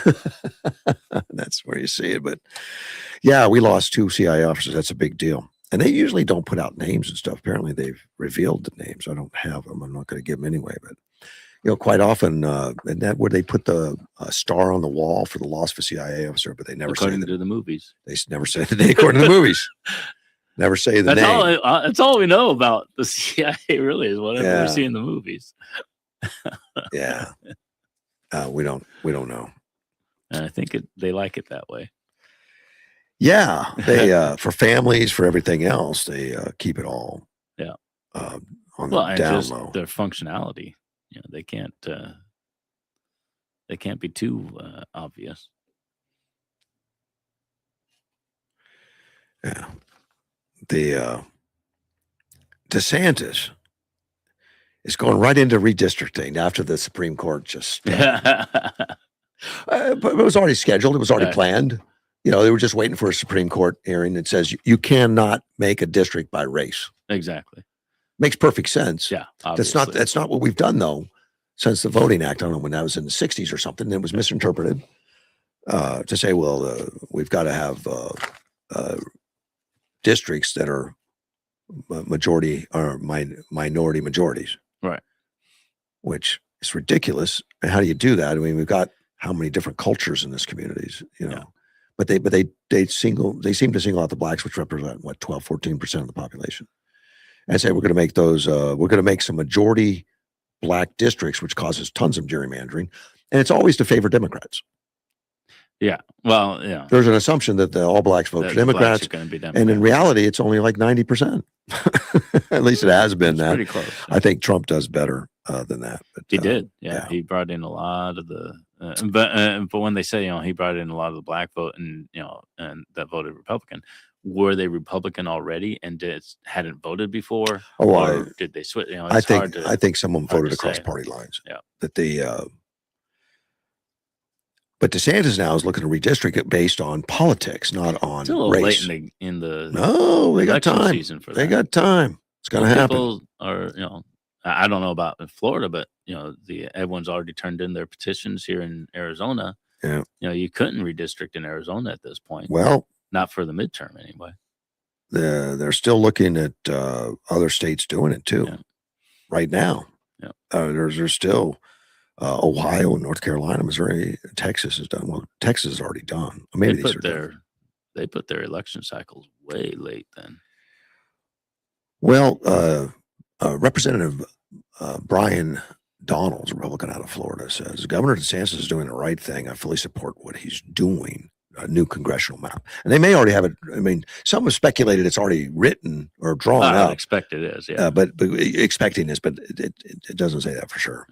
Democrats are going nuts though right now. They're melting down. Newsom said he hopes Florida's redistricting efforts signals the end of a nationwide push for untapped partisan advantages and redrawn congressional boundaries. Jeffries echoed those concerns, warning DeSantis could put Republicans' seat at risk. We don't know what happened with California's redistricting yet, do we? Did they already vote? They haven't voted on it yet. Yeah, so we're still waiting to see what happens with them. Well, they're going to get it, I think. You think? You know, I certainly don't know, but they seem to do whatever Newsom wants. Yeah. Well, it's just so Democrat heavy over there. I know. I mean, what did Trump get? 40% of the vote, and they're going to redistrict it to where we have less than 10% of the representation. You know, It's just kind of silly. Byron Donalds, a Republican out of Florida, says, I don't listen to Hakeem. He's a fake tough guy. I don't listen to Gavin. He's a terrible governor, worse in the country. Nobody cares about Gavin. Jeffries recently, was talking about DeSantis. He says, F around and find out. He picked up that line, I guess, from the Republicans, I think. Well, the kids are saying it these days. DeSantis responded to him by offering to pay his trip to Florida. Remember that? Hey, come on down to Florida, man. Come on down here. We'll take you fishing. You can stay at the mansion over here, the governor's place. You know. And Jeffries called him a lame duck. You lame duck. Well, that's true. He is. That's the terminology given to someone who can't rerun. It's not a. I don't think it's not an insult. I don't think it's a derogatory thing. Yeah. Donald says Democrats been doing this. They've been doing this for a long time. They tried to write 4 Republican members out of New York, and the only thing that stopped them was court appeals. Not every state can do it. Right. It depends on the individual state's constitution, all that. Virginia found that out. I mean, what they did violated their the constitutional requirements. The courts didn't mess with it. They just said nope, and they're appealing it. We'll see what goes on. And then and that brings into question the leadership. Did not one of them bring up, hey, this is actually not going to work? They don't care. Well, and I hope it's about power. It's about power. Yeah, but I hope that, because I'd rather have people that are making decisions than just sitting around making stuff up. You got to know your situation. You got to know the politics. You got to know the rules. This article I'm reading counts Virginia as already being done deal, like it passed the voters. Well, the voters did pass it. All right. It just didn't pass the courts. Supreme Court said no. Yeah, they said, well, their state Supreme Court said, you kind of got to follow our own charters and constitutions of the state, not just the federal, but the state. It was the state ones that they had a pathway on how to get it done, and they didn't do it. I wonder, would that go to the Supreme Court? I don't know. I would assume because. I mean, right now, I would think the state Supreme Court supports the state constitution. The state's appealing it, and I don't know if that appeal is an appeal within the state. Yeah. I'm assuming it is. It was probably an appeal within the state first, but there's no time. Some of these things are so time sensitive. Right. Maybe they go to Supreme Court. I have no idea. I didn't really read on that. I try not to be the legal expert. You're doing a good job at that. Yeah, I do. Yeah. There's been a few more educators that are getting a backlash after a post lamenting that Trump survived the WHCA dinner shooting. You teachers. I talked about one the other day, that Connie Baum from Ohio, but now there's a Patrick Meyer out of Wisconsin that he wrote, I'm not impressed with the recent presidential assassins. It's blanking embarrassing. Booth, Oswald must be spinning in their graves. MAGA, make America great, assassins again. Sad. Wow. Yeah. That's brutal. That one kid almost did it. That's, the one that took the ear. Yeah. Clipped him in the ear. Yeah. That many in the press said, oh, we're not really sure if it was a bullet that hit him. What do you think it was? And what about the dude behind him? Yeah, there's a few people. Yeah. That was insulting to the family that lost their dad. Yeah, he definitely lost. There's some other people injured too. Yeah. And for the press to say, oh, well, it was all staged, it wasn't real. And he's a real dead guy. But yeah, and then the guy on the golf course, he was legit. He was there for days. He set up he scouted and everything. You know, it was just his barrel. He put his barrel out too soon. It's You know, the Secret Service guy saw the barrel sticking through the fence. You know, otherwise he probably would have been successful. Who knows? Yeah. You know, if somebody's going to go through that, hey, that guy in Butler, I could have made that shot if it wasn't a president. you know what? I was thinking the same thing. That should have been an easy shot, but should have been. According to most any hunter you talk to, they said he wasn't that very close far and away. everything. It's a pretty bad shot. But then, but this latest guy, he's an embarrassment. Yeah. You know, he was smart getting there ahead of time to get the weapons into the hotel, but he had that long hallway to run, then stairs, and then a room full of people. He was an idiot. Yeah. You're not going to make that.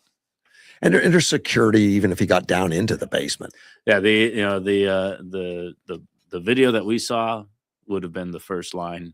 There was more security beyond that. When Trump is in a room, that first stage of security, a few of them failed. You know, but I've gone to some rallies of Trump indoors, like at CPAC and stuff like that, where we're in hotels, and you have to be in the room like an hour before the Trump arrives. Right. And if you have to go to the bathroom, you're not getting back. I mean, they seal the rooms. Yeah. No one enters. Yeah. And I know they're in the crowd walking around, you know, probably, you know, I don't see them. I don't know who they got are. The little curly thing. Well, there'd be some walking without those, but they tell you if you leave, you're not getting back in. The room is sealed. Right. And that's a protocol for the president before he ever arrives. And he's the next person to enter after that period. And that's what they said, because Trump wanted to, let's go ahead and do the party anyway, man. He got the guy. Let's do it. Well, they had broken the seal. And that was my first thought when I heard about it. I was like, I would, you know, they could have just gone on. And then I hear that Trump was like, yeah, let's keep going. I was like, that's exactly what I would have thought too. But even if that guy made it down into the basement, he's not getting through that seal. No. He's not getting through a door. Right. You know, they had, and you know, they had so many layers of security. Right. That, you know, that hour later, I will say they failed. But the system, and that was an worked. Internal security. There was a security to get into the building, which he didn't have to do because he had already rented a room. He spent the night there. Yeah. So he was already inside. There was a 3. He was like, yeah. And then he and people were complaining. One of the reporters said he was in the room next door to the guy, and nobody checked my ID when I came in. Nobody checked for weapons. Can you imagine if they had? It would have been all over the news. You know, they're checking everybody coming in. You know, they're privacy rights and this and that. Yeah. You know, you're just not going to win with these people. Well, and when I was at CPAC, we went through magnometers mm-hmm. to get into the hotel area. The area of the hotel was sealed off. Right. You know, a lot of doors but were not shut. To get to a hotel room. If no, you're going into but you couldn't get back into the ballroom without going through the magnometer. Yeah, the guy I'm talking about. To get into the hotel. When people registered at the hotel, that's the same, and went to their rooms. Yeah. Nobody was checking them. Nobody was checking IDs or anything. You know, well, no, because there's privacy laws. Right. You can't do that. It was just the people going to the event area that had to go through security. Well, in a hotel in Maryland that they did a CPAC in, you don't get checked to go to your room. Right. You can go to your room all you want. Right. But there was a whole section of the building. There was only one way in that section. Yeah. Other than maybe the kitchen or something, but that I didn't see. But that's the one the spies would have gone to. Yeah, there was somebody down there too, probably. But for all the guests, everybody had to go through it. Yeah. And I'm part of the media crowd, so I went through. I had to have all my bag checked because I was carrying audio equipment to run the show. You know, I had all kinds of stuff, and they went through every bit. Yeah. They opened up the bags, went through the whole bit. Yeah. Took a look at everything I was doing and that whole bit before they let me in and all that. But it's tight. Yeah. Pretty much. I felt it was safe, but then once you're in that section, the ballroom's in that section. You don't have to go through it again to get into the ballroom. No. But you're locked in there for an hour before the president gets there, and they're playing music, and we're all interacting. We're talking with each other. And I'm sure I'm probably talking to Secret Service agents. Don't know it. And speaking of the Secret Service, and these guys put their lives on the line, Yeah. and they don't get enough credit. The one guy got shot, but his vest protected him, and no matter what you're talking about, they need to be represented in the media positively, and a lot of people don't. I know. I think a couple of people didn't do their job as well as they could Well, have, but and as a I hear a whole, lot of that. they did a great job. And this guy ran down the hallway. There's no question. Yeah. And is that a failure? I don't know. Well, the one dude, I've done security. Yeah. Marines, that's what we do. We do Mhm. security, and he was just totally out of his Okay. out of the scenario of security. He was just leaning, looking. He was taking a mental break. But yeah, and by then it had already started. And he wasn't getting in anyway. no, At that point, there was nobody was allowed to go in after that. There were several layers. Once people set, Yeah. once the president's in there, you're not getting in that room. No. You know, Not in a conventional way. No. and they made that very clear to us when we were attending. Mhm. If you're in the ballroom, you're not even going to go to the. I mean, you can go to the bathroom. You're just not coming back. You can go out. You're not coming in. Nobody. Yeah. I don't care what you are or who you are. You're not coming in. Yeah. At least that's the message we were given, and I took them at their word. Well, good. I wasn't going to mess with them. You know. Oh man, I'm out of time. I can't even cover the teachers. We were talking about teachers. It's already 9 like o'clock. talking about We'll teachers. bash teachers tomorrow. The bad ones, that is. Yeah, Chris, the bad ones. Chris, thanks so much for coming in. Yeah. Thank you all for listening. I'll be back tomorrow. Tomorrow's Friday. On my See you way next week. On my way to drive for 10 hours. Pray for me. We'll be back.